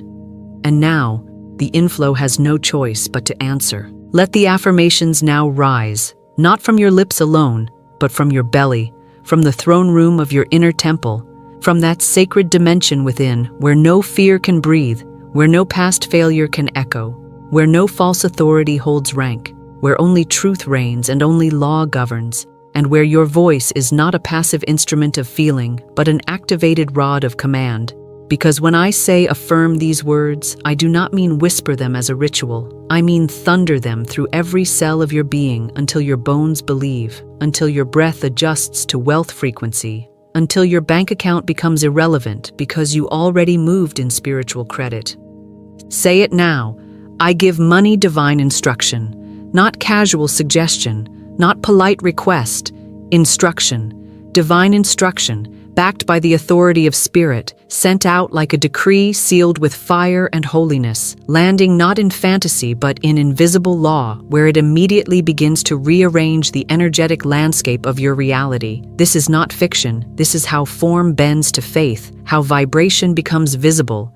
Say, I magnetize wealth by my decree, not through strategy, not through struggle, not through some new tactic that manipulates the outer world, but through the decree that vibrates from divine alignment, because wealth is not pulled through fear, it is magnetized through spiritual certainty, and your word is the magnet, your tone is the force field, your repetition is the current that calls supply from silence into substance.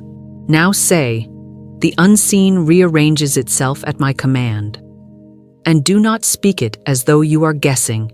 Speak it as one who has stood at the edge of lack and shouted abundance into the void and watched it obey. Speak it as one who has stared down delay and refused to blink. Speak it as one who does not wait for the world to change, but whose word changes the world. And now, say this final phrase slowly, with fire and finality. My tongue is the lever that opens all vaults. Not some vaults, not once in a while. All vaults, all gates, all doors. All financial pathways, all client contracts, all investments, all divine assignments marked with your name.